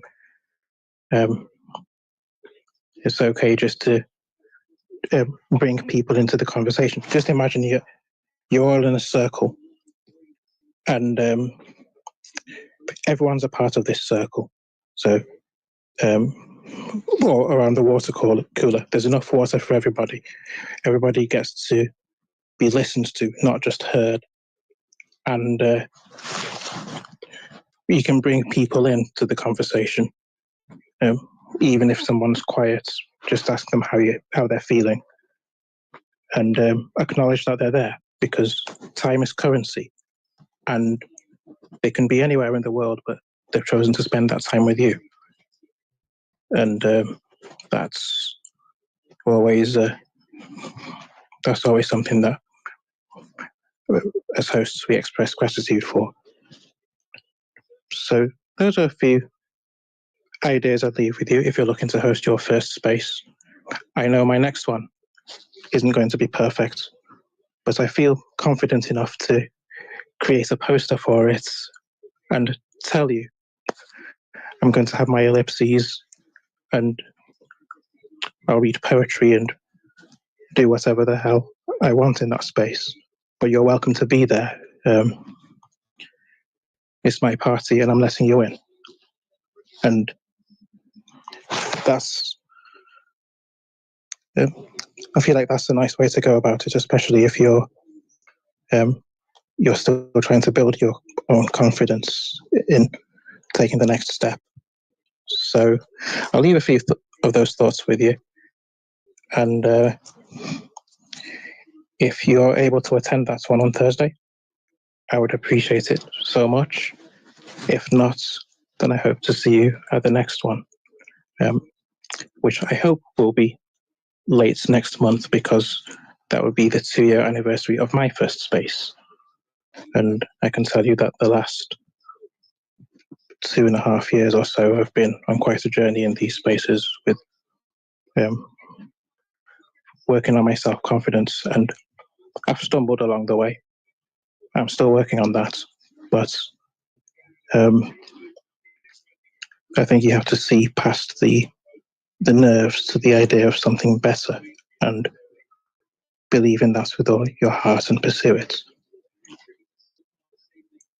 So thanks for listening to me. I hope what remains of your weekend will be as kind to you as possible.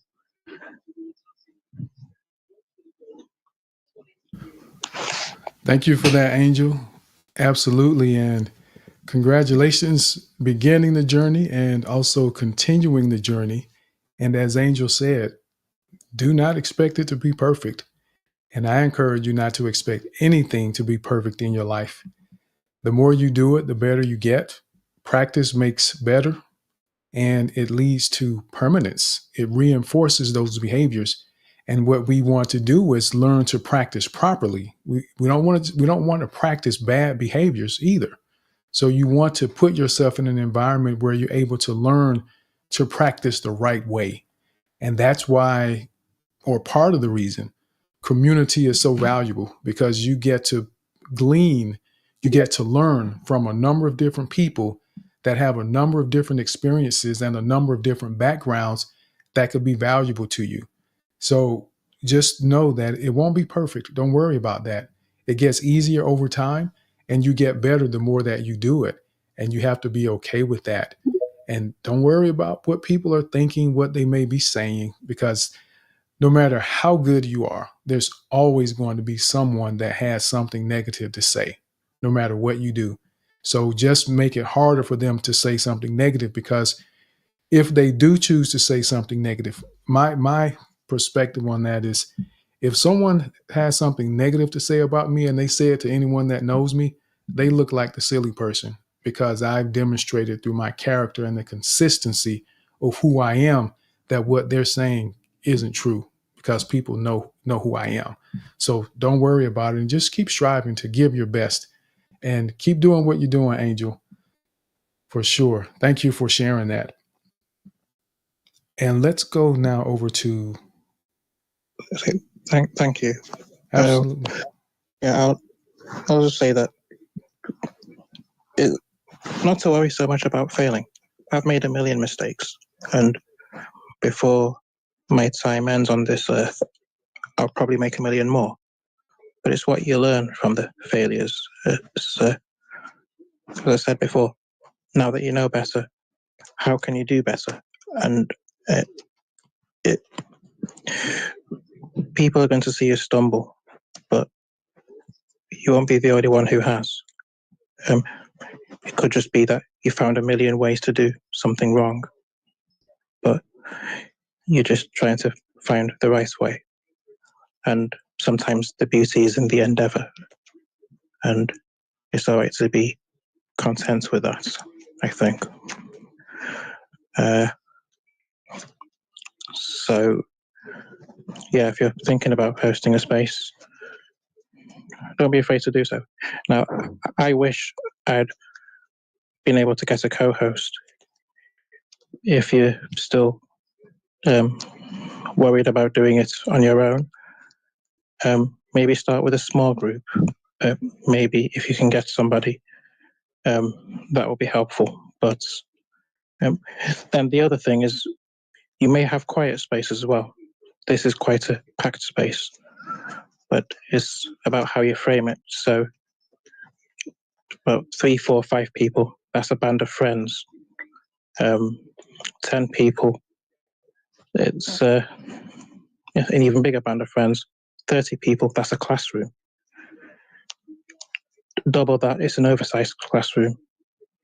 And then you get to 100 people, that's a wedding audience. And beyond that, maybe a big hall somewhere. So, yeah, don't worry so much about the numbers. It's always nice if people come through. Attention is a need, after all, and there's an attention seeker in all of us, and we all want to be seen and to feel listened to. I mentioned before, not just heard. So it's about the positive framing as well. There's always a lesson or some growth to be found in the failures. And my brother once said to me, if your head is always down, you're not going to see the light. So I think about that a lot. It was a life-changing thing. He was my younger brother, but it was incredibly profound. And I love him to bits. So, yeah, I'll leave those thoughts with you. And thanks once more for listening. I appreciate you all. Absolutely. And thank you, Angel. Thank you for sharing that. And again, for some, your presence and your willingness to share has inspired someone that may experience life a little differently. And it's just another example that no matter who you are, no matter where you're from, no matter what your level is, that here we want you to take the chance. We want you to make progress and move forward, and continuing to put yourself in uncomfortable positions so that you learn to get comfortable. And that when there's really something on the table, there's something at stake, you won't miss that moment because you're afraid. I do not want you to miss a potentially life-changing opportunity because you're afraid. Don't do that. Mama B, I see your hand. And then we'll go to storytellers sandbox after that, and then Nilo and Rose. Okay, thank you. I just wanted to say thank you, Builder, for your words of encouragement and funniness. I am glad. I'm glad that I could be contagious and infectious, and so I'm glad you also enjoyed You've been binge listening to these spaces of Tim's here. And also, just to touch on what Angel said, I loved, and I tweeted it out because it is a tweetable. You said, everyone, Angel said, everyone deserves to be listened to, not just heard. Oh my gosh. Yes, that is a pillar in this communication space. Tim is always talking about being good communicators, and listening is one of them. And the last one is this fear of hosting spaces and coming across. However, it reminded me of what Tim said a few spaces ago. He says you bring your own sauce. Don't be afraid of your sauce. He didn't put it that way, but that whole sauce thing, that whoever you are, your personality and all the quirks and everything that you are is your sauce. Because when we could all be presenting the same content about the same stuff, but the difference and the hook is our sauce. So whoever we are is our sauce. So I'm trying my best, Builder. I'm trying my best to sauce myself all over the place, to bring my sauce. Yes. I'm done speaking. and that you are, Mama B. And Mama B is a great example of how engagement in different communities, because Mama B hosts a space called Intuitive Parenting. And what she does is she has been so engaged in this community that she establishes value in the minds and hearts of other people because they get to experience her here. And remember what I said, that part of the marketing that you can apply in your approach to your space or anything else, even your business, is to actively engage and add value in other spaces, because people hear your words. Even if it isn't your space that you're hosting, people still hear your perspectives and they still get to gain from your knowledge and your insight. And they're able to connect to you because you make yourself visible and you're willing to speak up and add that value. So you'll hear that quite a bit. People adore Mama B. That's why I call her Mama B. People love Mama B because she makes herself present and she's a part of what we're doing and adding some of that value that so many people need. So I just wanted to point that out there. And absolutely, thank you, the builder. I appreciate you that you have gone back to listen to those spaces, because I know there's quite a few of them that I have saved under my highlights. So even if you listen to two of them, that's great. But if you went past that, sir, I will buy you a sandwich or something, because that's commitment to improving yourself and wanting to grow. And that's what we have to have in our hearts and minds, is intent. We have to be intentional and want to do more and do better in order to see the results. So let's go now over to, and what I'm going to do is, with the hands that are up now, we're going to take these people whose hands are up, because remember, we call on people when their hands are up, because we don't want anyone to feel uncomfortable if they're going to come up and just be a speaker as their first step. So if you want to say something, make sure you raise your hand so we know. And after we hear from the ones whose hands are up, then I'm going to open it up and do a challenge. So let's go now over to Story Sandbox. Hi, thank you so much. You can call me Aura or Laura, either of those. And I'm so glad. I feel so blessed to stumble on this space. It's very nice to meet you, Tim. And hi, Mama B. I adore you too. And Josh as well. It's great to see you. What a lovely space. There's so much. I'm going to actually go back and listen from the start. When I have more time, I unfortunately have a few minutes left to stay on, but I'll be back for sure. And I probably will binge a little bit on some previous ones as well. I just love the gentleness and the compassion of the space. It just feels like a really nice, cushy space to practice and to spread our wings. And I love that. That's what I've been learning to do. I appreciate the messages here of taking baby steps because I had just most of my life been overdoing in the places that really weren't who I was, and underdoing in the places where what was really me. And I have started to take the risk of hosting my own spaces. I first started doing just like you said, Tim. I would ask for the mic, but then not speak because I didn't know what happened when I asked for the mic. I just didn't know what that looked like. But I have also been allowing myself to allow the unfamiliar to become familiar, and as uncomfortable and scary as that could be at times. And then that's been shifting so that a lot of the familiar is becoming unfamiliar to me, and that's okay. And I've been doing that in baby steps, not sort of taking gulps of life like I did before. I totally loved when Mama B said she's saucing all over herself and that our sauce is what makes us unique. I'm learning that too. And the space that I was willing to start for myself is the first time in my life that I can recall allowing my intellect and my mind to lag behind my intuition and my body. Basically, I have lived most of my life from the neck up, and everything from the neck down kind of got squashed. All that spiritual, invisible side of the coin that was a little meeker, but really was my heart space and carried a lot of my dreams and that little space with my inner child. And so I didn't realize there was this disrupted marriage inside of me where my brain just led everything. And so it was quite scary to step into my first space, not from an intellectual standpoint, but kind of having no understanding of why my heart wanted to do it, but doing it anyway.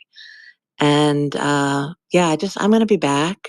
Again, I unfortunately need to hop out in a few minutes, but I heard progress, not perfection. I loved that. And I appreciate how Tim and Angel, all the messages you said as well, and Ingrid, appreciate how everything is slow enough for me to digest it. I do very well when things are slowed down, which is completely opposite of how I lived the first decades of my life. Just everything rushing, everything um, pushing, achieving, striving. It's really been a, a softening and a surrendering of myself to step into the energy that's in alignment with me, which is freaky and scary. So I'll be listening to all of you, mostly on the replay, but I'll pass back to you, Tim. And thank you so much for the opportunity to come to the mic. Absolutely. And thank you for being here, Aura. We appreciate that. And as you mentioned about it being slow enough to take in the things that are being said, well, that's one of the first of our pillars is our 4 Ps: pitch, pace, power, and pause, because we know how important our pacing is for people to be able to do just what you said, to be able to process what we're saying. And it also gives us, as the speaker, an ability to think about what you may want to say next without it feeling like a fire hose, because it can be difficult to control your speaking when it's coming out too fast. Just like an actual fire hose, you can't use a fire hose that the firemen use by yourself because it's too powerful and it's overwhelming. Just like us speaking too fast, it actually overwhelms us and we get lost in the things that we're wanting to say because we're speaking too fast. So thank you for coming up and sharing that and joining us. And we definitely look forward to you participating and just continuing to be here with us in the future as we go forward. So, what we'll do now is we have Nilla. Well, no, it's Adele. Let me see. Is Adele still up? Adele may have had to leave. So we'll go now over to Nilo. So it's going to be Nilo, Rose, Abubakar, Truths, and so X Cyber. So we'll go to Nilo and then X Cyber because X Cyber has been trying to get up. She's been getting bounced down. So X Cyber and then Rose. Yes, we'll do that. Nilo. Thank you, Tim. Thank you, Tim. Brenda, Mama B. I'm Nilo. I'm a software engineer and entrepreneur here on X, who is building LeapMeGo.com.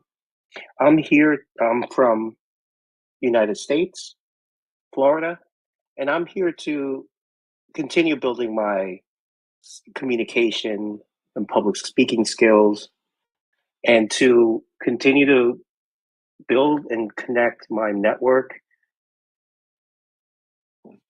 I started my journey here on X speaking on spaces earlier this year. The Hunt is a recurring space that was founded by Sean Charles. It is mainly for job networking and particularly in the tech industry, although not limited to that. I would be a regular listener to the Hunt, and for a while I did not have the confidence to speak. I had the confidence enough to comment and to post within the chat bubble, and over time I got more comfortable posting and writing. And then once I got over that, I decided to take the step and just introduce myself, just very similar to the prompt that you have, a very helpful prompt that you give for newcomers, Tim, and I appreciate that, having that as a baseline. And now for me, just to shorten up my talk, I'd like to, I'm now hosting a space. I'm hosting a space this evening, and I actually enjoy communicating and joining various spaces of various topics, areas of interest. I just feel that it's my value add for this discussion would be to first take a chance, take a small step, introduce yourself, and then from there continue building. Talk for 1 minute or 30 seconds or 1 minute. Set up these achievable but cascading goals where you can continue to push against your comfort zone and your boundaries of where you previously limited yourself, because limiting beliefs are a big part of what causes us to shy away from public speaking.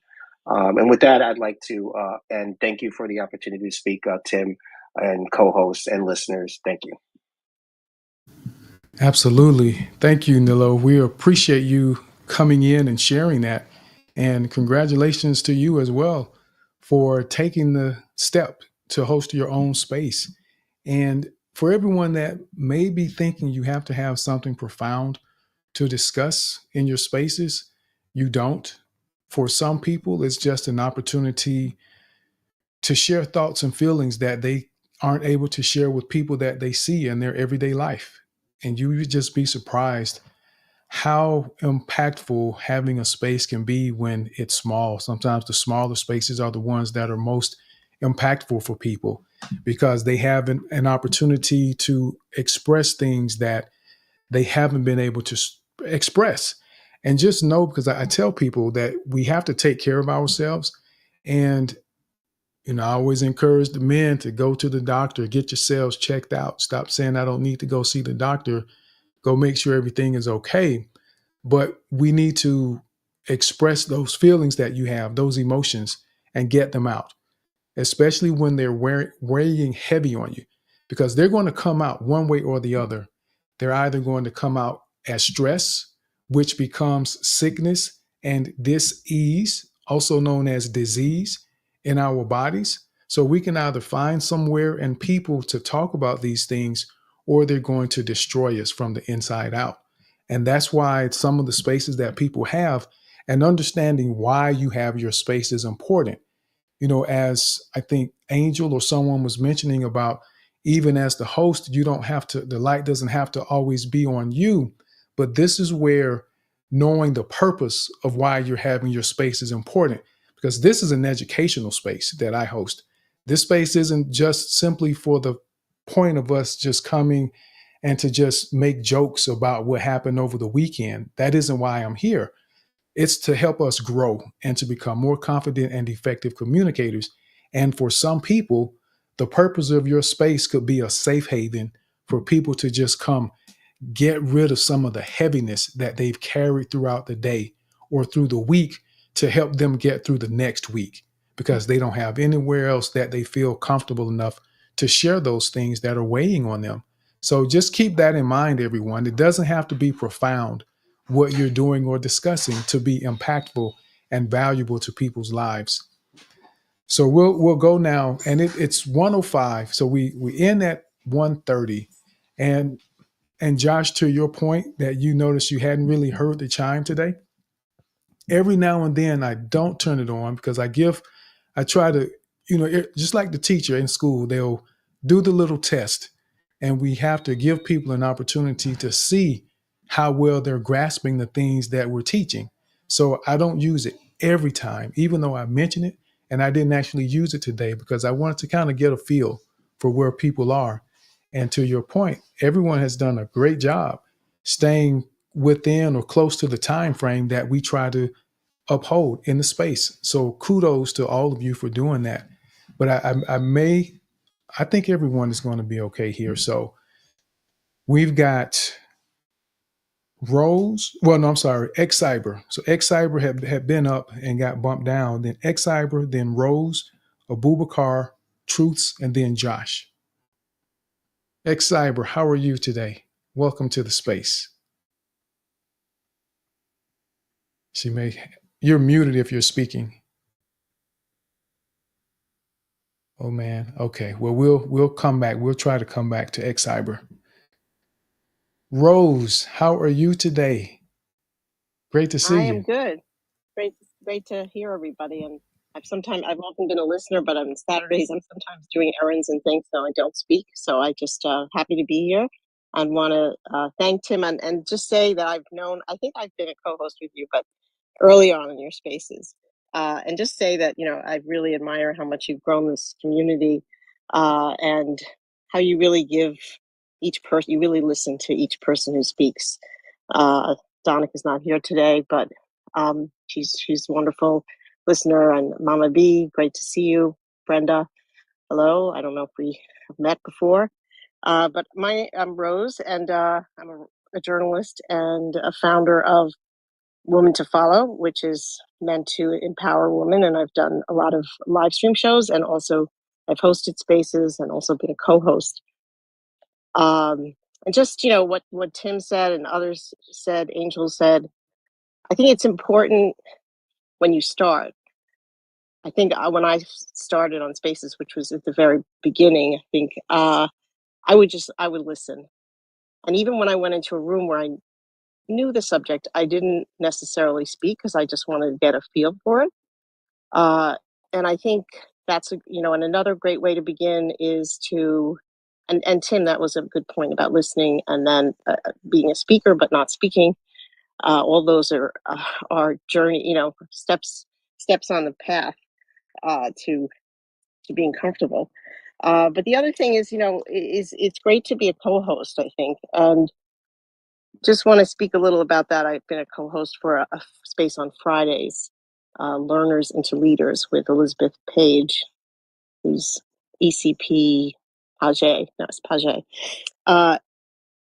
And one of the things I'm trying to do is I'll usually, when I do a space and I have co-hosts, I want a back channel so that you can say, if you think somebody, you can, maybe talk about the order of people or somebody. I always like to give everyone a chance and not have somebody come back. And sometimes people abuse that.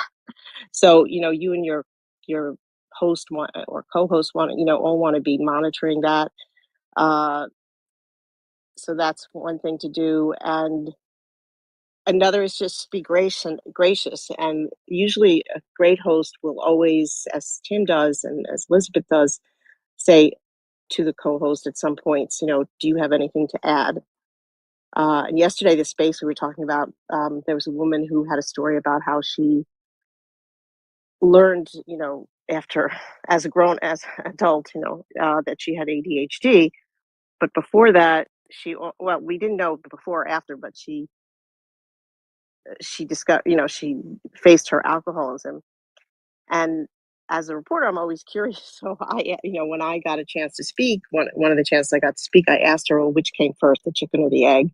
And shared an experience of someone else I interviewed where the addiction, looking at the addiction came first. So, the thing is, so as a co-host, that's a really great way to learn, I think, and to be in spaces where you can model that, you can learn from the host and the co-host, because not all spaces are like that. And there are some spaces I go to, and they might be tech spaces, bro spaces, the hunt perhaps, where you see speakers are invited already and they don't open it up to other people.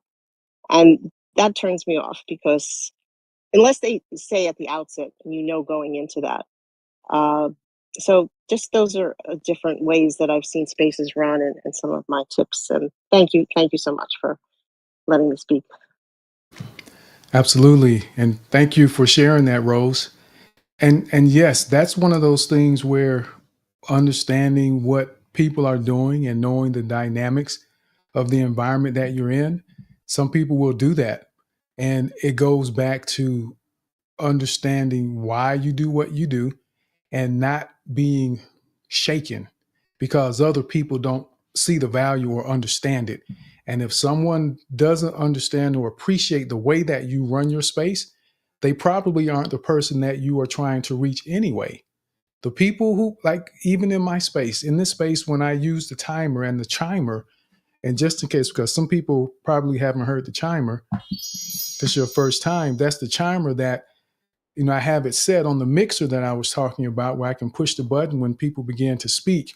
And it's set that at a certain time, either 2 minutes or a 3 minute timer. And at a minute, 30 seconds, you hear the first chimer, which means you have 30 seconds to finalize your thought. And then it rings again. And I just push the button and it just works. But there are times that some people are uncomfortable with that because they feel like their voice is being muted. And that isn't the point of the chimer. The point of that is for us to be intentional about learning to become more concise with our communication. So there's a reason we use that chimer and the timer in this space. And I'm comfortable when people make jokes about the timer in this space and in other spaces because I know I have a purpose. And in many cases, those same people that will joke about it will follow up their joke and say, but you know what? I find myself in other spaces summarizing my thoughts a lot more quickly because of that timer, even though they laugh at it. And it's fun. It's funny when you hear the chimer sometimes, but the value is there and people recognize the benefit of that timer. So you're able to be more concise. The conciseness can be so valuable. It shows courtesy, it shows respect, it shows thoughtfulness, it shows your ability to really understand what it is your message is and how to deliver a concise message that still has value and impact without taking a lot of time. Because I know without even asking that everyone in here has listened to someone speak before and they speak so long that you lose interest, you stop thinking, or you've been in a space where someone has spoken for so long that you just leave the space because you're like, you know what? If this is what's going to happen, I'm just leaving. And as a host of a space, you don't want to put your listeners through that. You don't want your listeners to have to deal with that because eventually, if you got people speaking and it takes 30 minutes to get through three speakers, you will lose people. People will not stay. And that's why I do the things I do, because I want all of us to understand how to be concise. That when we're hosting our space, if that's the way you want to run your space, be comfortable running it the way that you want to run it, because you have a purpose, a plan, and a goal in mind. And it doesn't matter what anyone else is doing. What are you trying to accomplish? And you have to be comfortable enough with what you are trying to do that it doesn't matter what anyone else thinks, because it doesn't. And if they have a problem with it, then it probably isn't the space for them. And we have to be okay with that.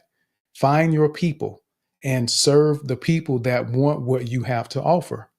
And that's one of the hardest things for people, because you can't be everything to everyone. It just doesn't work. So you have to understand, who are you trying to serve, and build your product, build your space, build your brand around what you want to be remembered for, so that when people are not here and someone brings up the idea of confident speaking, or someone in another space is saying, man, I'm trying to figure out how to become a better communicator, people know the confident speaking space on Saturdays at 11 a.m. Eastern Time. And that's what consistency will do for your brand when you begin hosting your own spaces. People will help tell your story for you, and you won't have to do it. So keep that in mind. So let's go now. So we've got 15 minutes left, and we have 3 more hands that we're going to be able to take. And I don't think we're going to be able to take any more speakers today because of the time at this point. But I hope that everyone, if you have something that you want to ask, if you put it in the chat, we'll answer it. And if it's a comment, we definitely want to hear it, but put it in the chat for us, because we're trying to be more intentional about all the details, even closing on time. Because for anyone that's ever hosted a space before, you know how difficult it can be, that if you say you're closing at 1 o'clock, if you really want to close at 1, you probably need to tell people at 12 that you're shutting down, because that's when it seems like a lot of hands come up, when everyone knows you're going to shut down. And that isn't to be funny or make anyone feel bad. It's just the reality of what happens. And I guess it's the psychological idea that we don't want to miss out on something. So when something is about to be taken away from us, we want to make sure we try to get our chance to be a part of it. And this is why I try to encourage everyone, don't wait. Don't wait for the last minute. Jump in there. When you feel the desire, jump in there and get what you can, learn what you can, provide what you have to offer, because we never know when the opportunity may disappear or when the circumstances may change. So don't wait. Well, let's go now over to Abubakar. Abubakar, how are you, sir? Great to see you. Hopefully you've been well. Hi, team. Yeah. Good evening from Nigeria. It's 18:16 over here. Good morning, good afternoon in other places. Can you hear me? Yes, I can hear you. I can hear you. Oh, it's been a while. Hi, Brenda. Hi, Mama B. Hi, everyone. Uh, it's been a while I speak on the space. The last time I couldn't speak, I was having network issues or technical issues, actually. I wanted to actually just, as usually, show my appreciation, and I haven't been quite active on X for a while, for my own reasons of adding value to myself as a cybersecurity learner. So it's nice coming back to speak. As someone said earlier, Mama B, I always hail you when I come in. I commend you all, but Mama B makes the space always lively, actually. So thank you for the value being added to us, and thank you for all you've been doing, Tim Brown. Thank you, thank you. Thank you, Abubakar. And I know life happens, and I don't put pressure on people to be here, because I know life happens. And I wanted to say, this is something, when we think about being confident and effective communicators, a couple of things that we want to consider, because I knew it had been a while since I'd seen Abubakar, but I try to be thoughtful enough, because I don't know how he may be affected if I say, Abubakar, it's been a long time since I've seen you. For some people, that's embarrassing. So I didn't bring that up, even though I knew that. So that's just something I wanted to point out, just as an example, or I guess you could call it a teachable moment, even though it happened in my head. But I wanted to bring that note to everyone's attention, how the little details matter as confident and effective communicators to not put people on the spot. We don't have to say everything that we know or everything that we're thinking because we don't know. If it's been a while since he's been here, for me to have put him on the spot like that, it may have been a while again, or he may have not ever come back because I could have potentially embarrassed him. Even though I know that would not have embarrassed Abubakar, it's just something that I choose not to do because I know the potential to embarrass someone in certain situations like that. So I try to be mindful of that. So let's go now over to truths and then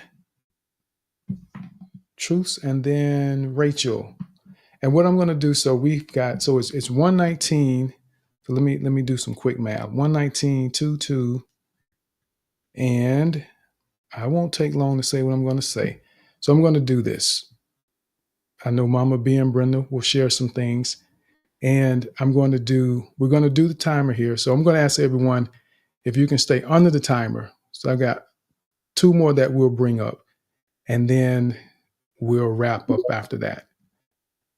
So truths, how are you today? Good, Tim. How are you? How's everyone? Thank you again for another great space, Tim. I am seeing the fruits of the space in other spaces.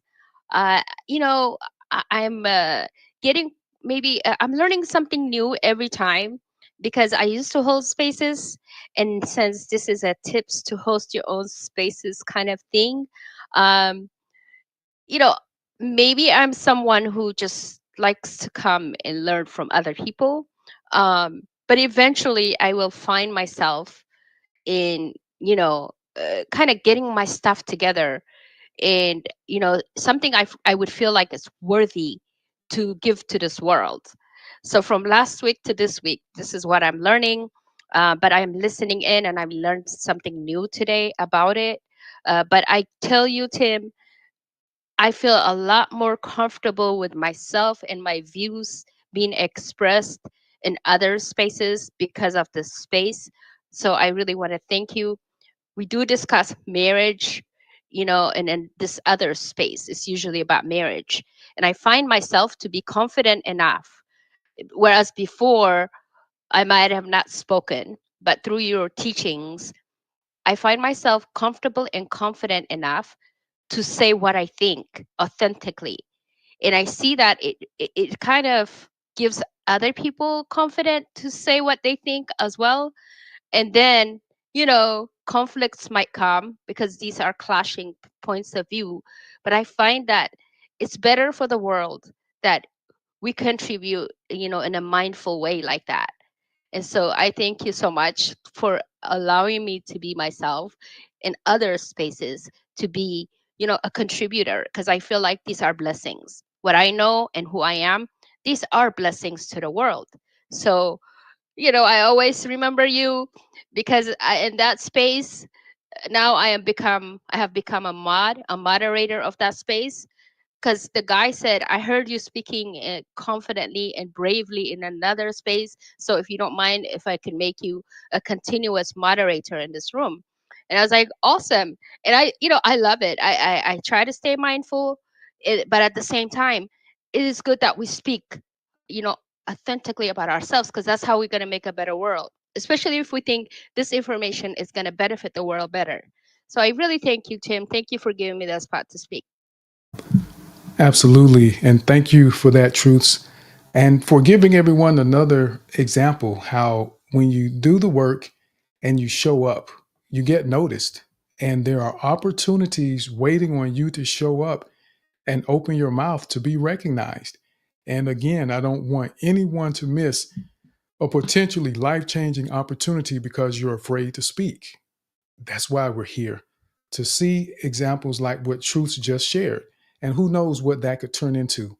You could be in a space and you share your idea about quantum computing, and there could be a vice president of an organization that says, you know what you just said made me think of something different. I have a project I'm working on, and I would love to see if you would be interested in being a part of it. We can pay you $100,000 and whatever else comes with it. What But the point is, the opportunities are there. And I don't want you to miss them because you're afraid. We've got to do the work. And that's why we're here to help you figure all of that out. Go ahead, Mama B, and then we'll go to Rachel and then Kenny.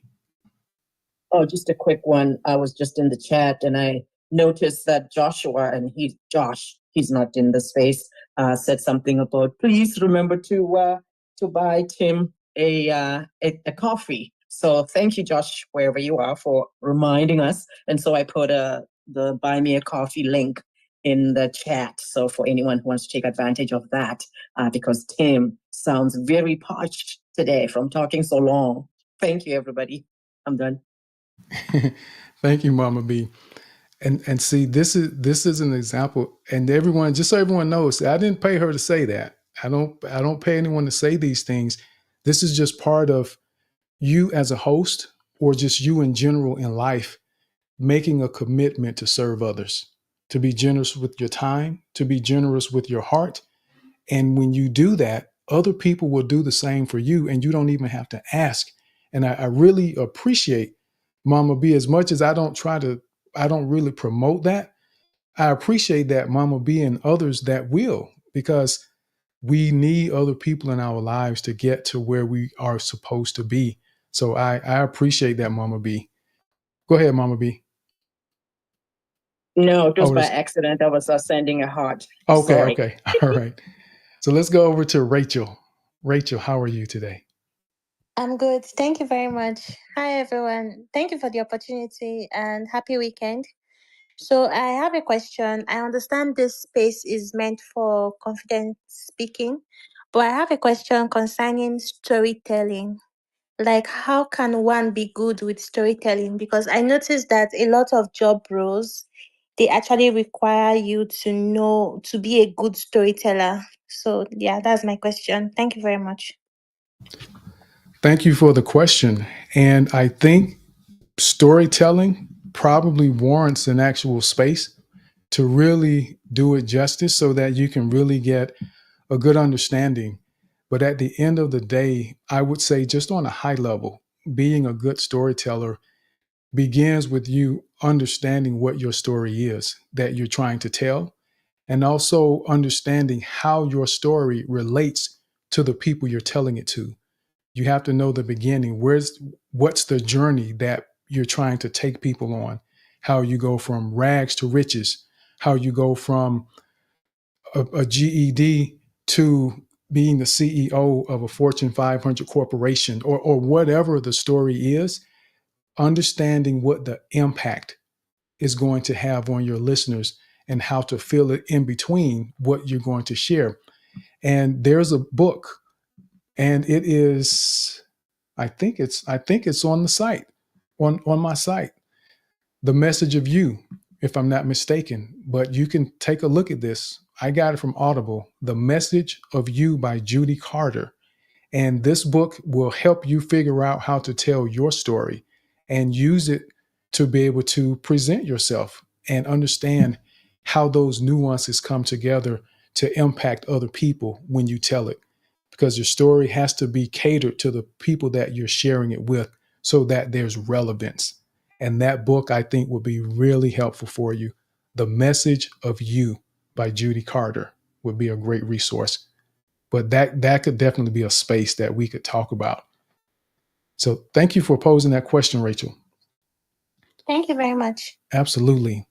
So we'll go now to Kenny. Kenny, how are you, sir?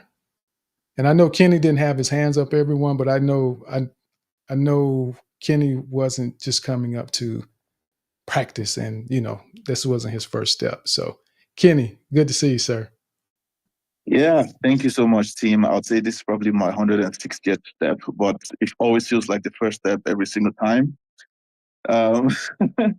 Also, conversation about spaces.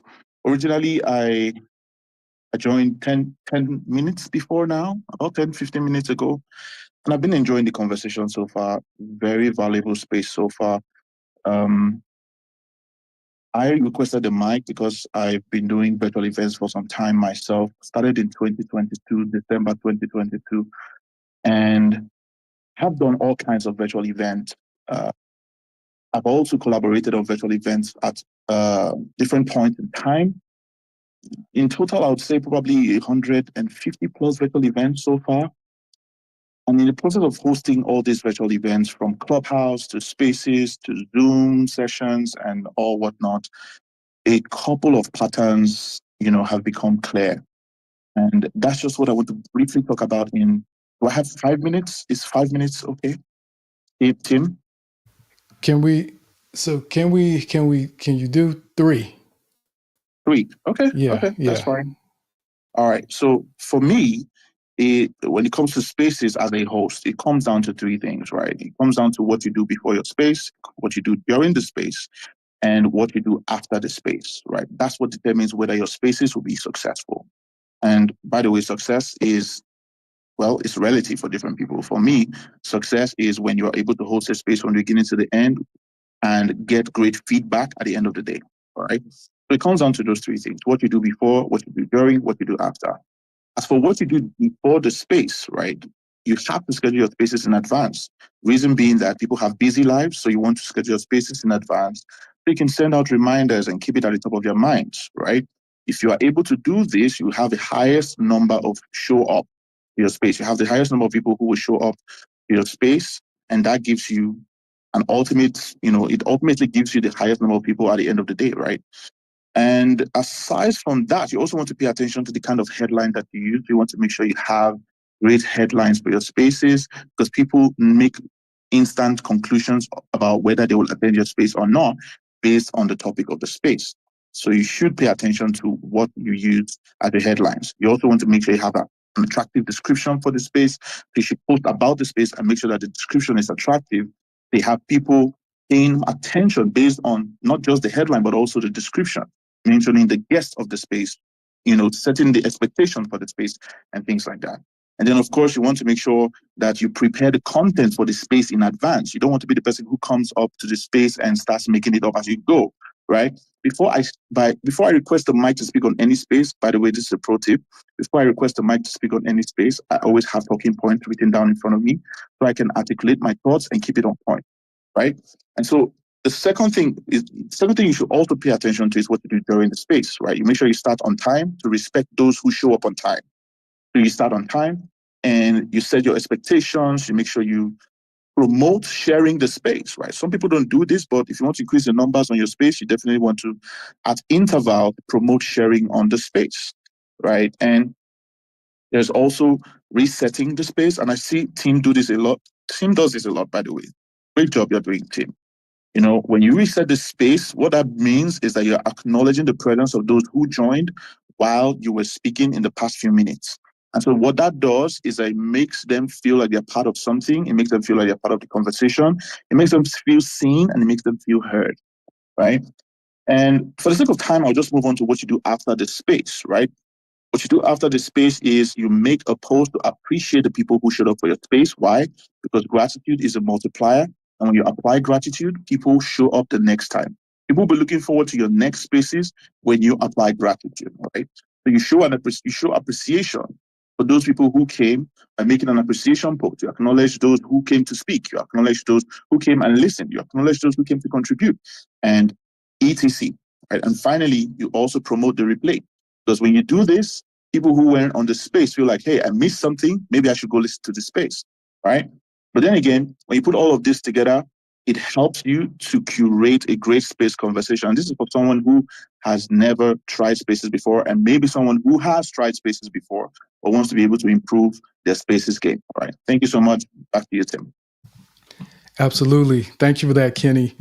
And the headline is definitely something that's important, how you title it, so that people are drawn to what it is that you're doing. And this is why part of the reason understanding your audience and your purpose is so important, because it helps you figure out what's going to be appealing to your listeners. So yeah, great shares, Kenny. Thank you for all of those, the before, during, and after the space.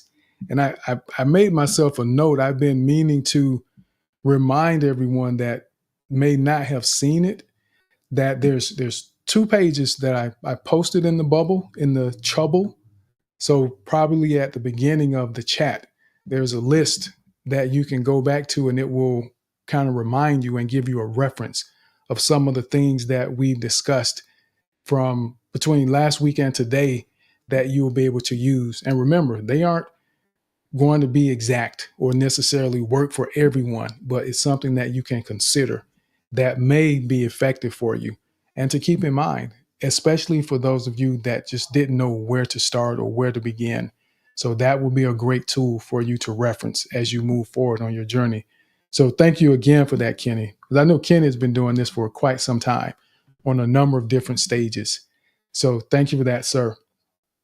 So Mama B, and one of the things I wanted to mention earlier, and I think it was Rose that mentioned about the co-hosts, is that with my co-hosts, people that co-host with me, especially the ones that have done it for a while, I tend to pause most times after other people speak, and I pause, and the co-hosts typically know this, is that I pause just in case they have something they want to share in those moments and give them an opportunity to jump in, because I know sometimes women may say some things that are very heartfelt.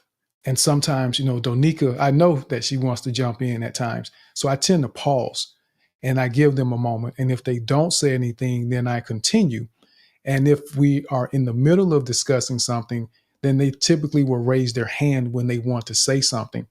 And I do it that way so that I don't create this moment where they're being put on the spot to say something when they may not necessarily have anything to say. And in the world of business, time is money. And even though that's only a few seconds to do it, it still creates a bit of an interruption in the flow of the conversation.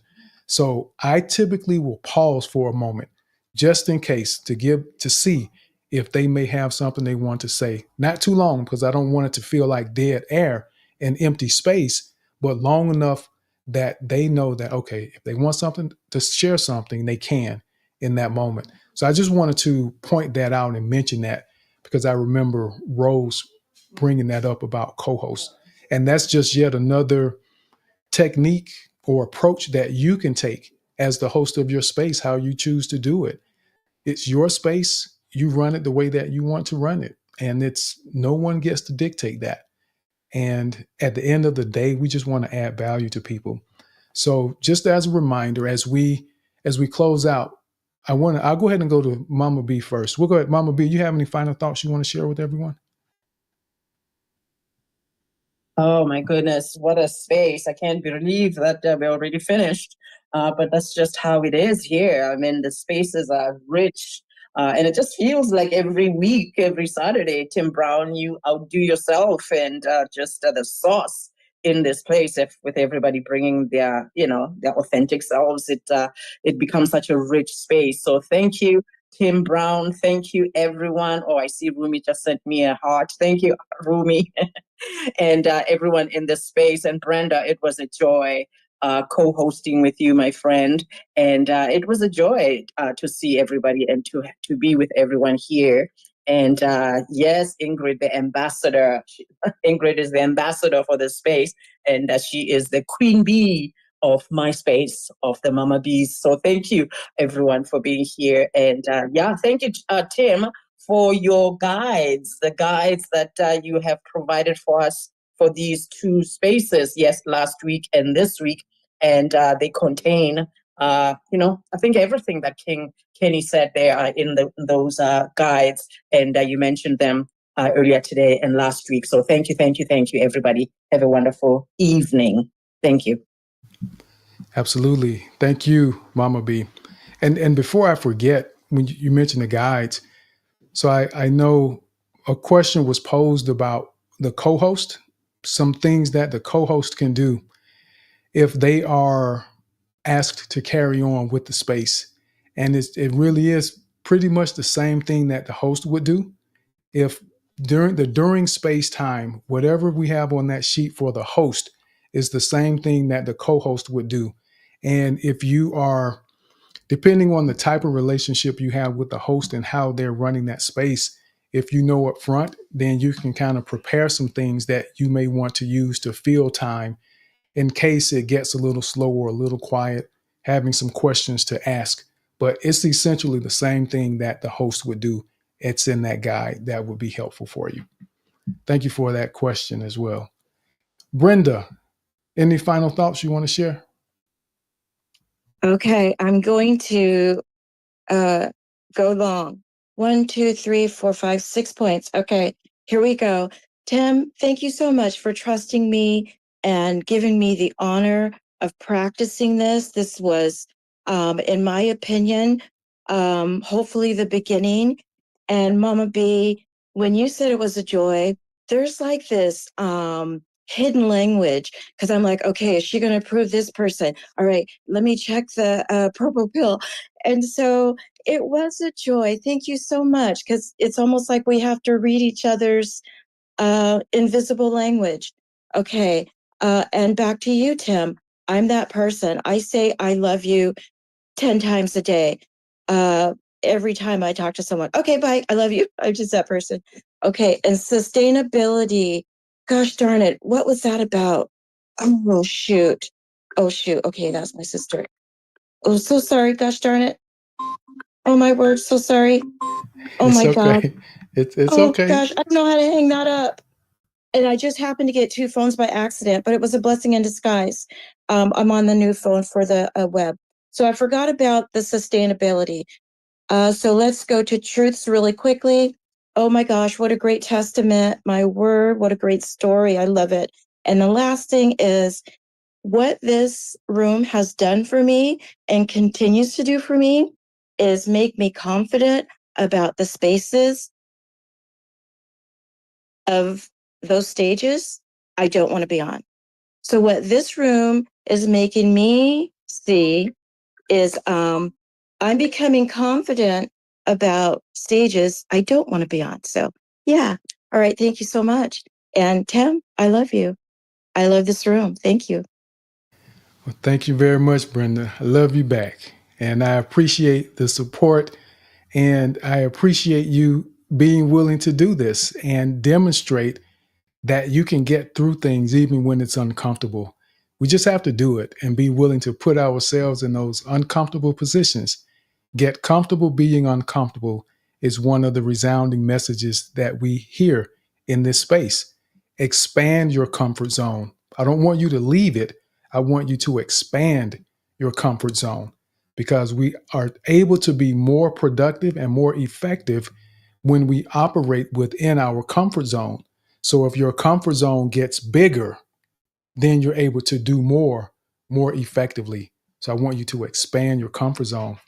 So thank you again, Brenda. And the sustainability piece is probably referring to the idea that you don't want to set precedents for certain behaviors as the host of your space Oh, or in I'm so relationships. sorry. Yes. I got it now very quickly. I pretended to love golf and I married the wrong man. I pretended to like bowling. And yeah, so we don't want to do that, what we cannot sustain. So see, I became divorced because golf was very boring. So yeah. Wow, that's another great example. Don't pretend to be something or someone that you aren't, because if that's what you use to get someone connected to you, that's probably what they're going to expect and what you will have to provide to keep them. So as I said earlier, the example I gave, guys, if flowers isn't your thing, do not pretend to be a flower guy and take her roses every week only to stop once she decides that she wants to be in a committed relationship or get married because she's going to still be looking for those roses. So don't pretend to be something you aren't, men and women. So that's sustainability. And even as a host, don't create behaviors or establish certain expectations that people have of you that are not sustainable because your space may only have 5 people showing up today, but what happens when you have 50 or 100 or 1,000? There's only so much personal interaction you can give, so many DMs you can send, so many follow-up messages you can give to people without wearing yourself so thin that you have nothing else to give the next time. So be mindful of that as it pertains to sustainability and growing wisely. You want to grow wisely to make sure you have the capacity to handle what you think you want to have coming in, because you don't always want the growth you think you do. It looks nice and fun on the outside, but until you know what's happening behind the scenes and what it takes to sustain that, just make sure you understand it and think it through on the front end. So with that said, I want to thank everyone for being here. I really appreciate all of you. And I want to go ahead and do some acknowledgments of all of our listeners that are still here, some from the beginning, some within the last whatever time frame. I appreciate you all. So Alpha Man, glad to have you. Rumi, brother Rumi, Stephanie, we got Steph Gray, Lucia, Monique, Ingrid, Max Morales, KC, good to see you, KC, Rookie, Shari, Jade, Ahmad, Abubakar, Usin, Sumtuchukwu. We got Brock. We also have Derek, Mark, Roseanne, Kuyik. We have TSI, Tech in Schools Initiative. We have Shola, Crypto, Dolphin, Ren, SX, Chanel, Emmy, Musam. We also have Bright, Patrice, Epic. We have Kale, Ibrahim, I am an African. We also have David, Layla, Vico, Nita, Lufano, Lafano. I'm going to say Lafano. And anyone, if I ever mispronounce your name, I would love that in a future space that you let me know how to pronounce it correctly, because I sincerely want to know how to pronounce your name correctly. And that's actually one of the notes on the tip sheet is ask people how to pronounce their name when they come up to speak. Don't just butcher people's name and laugh about it. And I remember hearing some people, leaders that were reading names of employees that had either left the organization or were joining, and there was a name they couldn't pronounce, and they butchered it maybe 3 or 4 times and eventually laughed about it. And I'm thinking that isn't funny at all, especially for the person whose name that you butchered in front of 500 people and basically laughed to say that you don't really care. So that's important to me because I know it's important to you. So let me know if I mispronounce your name so I can get it right the next time. Then we've got Michael, Abigail, Emmanuel. We've got Sazad, Mustafa. We also have Lahom. I'm going to say Lahom, FM 1989. I'll say that. We've got Akila, Darky, Mashishi, Mentor King, Samuel, David Mundy, Ambrose. We also have emerging leaders, Servant Peter, Alice, Abira, Obi-Wan, Samuel, Amos. We've got Queen, Victory, Lon, Oyewole, George, Santos, ex Digital Media, Faith, Samuel, and Najibullah. Now, you notice that took a little while to do. And this goes to that pattern, to the things that, is that really sustainable? What if there's 200 people in the space? Can that be done? So what that means I have to do is figure out how can I acknowledge people the way that I want to so that everyone feels valued.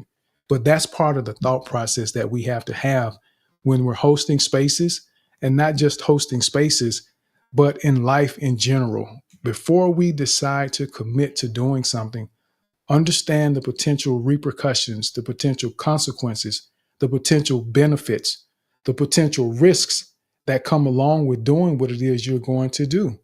Those things matter. And that's part of being confident and effective communicators, thinking through the details of every circumstance that we find ourselves in. It isn't just about what we say, because communication isn't always our words. It's also our actions and the steps that we take in our lives. So thank you all. I really appreciate everyone for being here.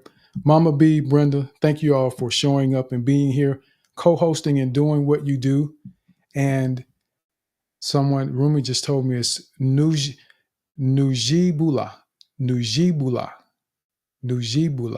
Yes, he's telling me how to pronounce the name. And Mustia. So thank you for that, Rumi. So everyone, I hope that you all stay blessed, stay safe, and always continue to practice, because no matter how much information we give you in this space, at the end of the day, it comes down to you doing the work. And I think we've had a couple of examples or a few examples of people that are applying the things that we discuss in this space. And I can assure you that if you put into practice what we discuss in this space, you will see a transformation in your life. Your life will change. You will have better relationships. You will be more confident. You will be more impactful in your interactions. You will make more money in your life when you become a confident and effective communicator, because that's one of the reasons people ask certain questions on job interviews. They want to know how well you communicate. It isn't just simply to know who you are, tell me about yourself. Some of those questions, they want to know how well you can express yourself. So be mindful of that. Everything we do in this space has a purpose. And if you stick with us, buy into it, do the work, and continue to help support the community, I can promise you your life will change. No question about it. And that is very prescriptive. So I appreciate you all, and y'all stay safe out there. Thank you for joining today's episode of the Confident Speaking Space. Your contributions as a speaker and your presence listening live or on the replay are greatly appreciated. If you enjoyed the experience and want to show some love, feel free to visit the link on my profile and buy me a coffee. Until we meet again, I pray you have a fantastic week ahead. So be blessed, be safe, and be intentional about becoming a more confident and effective communicator. Let's get it.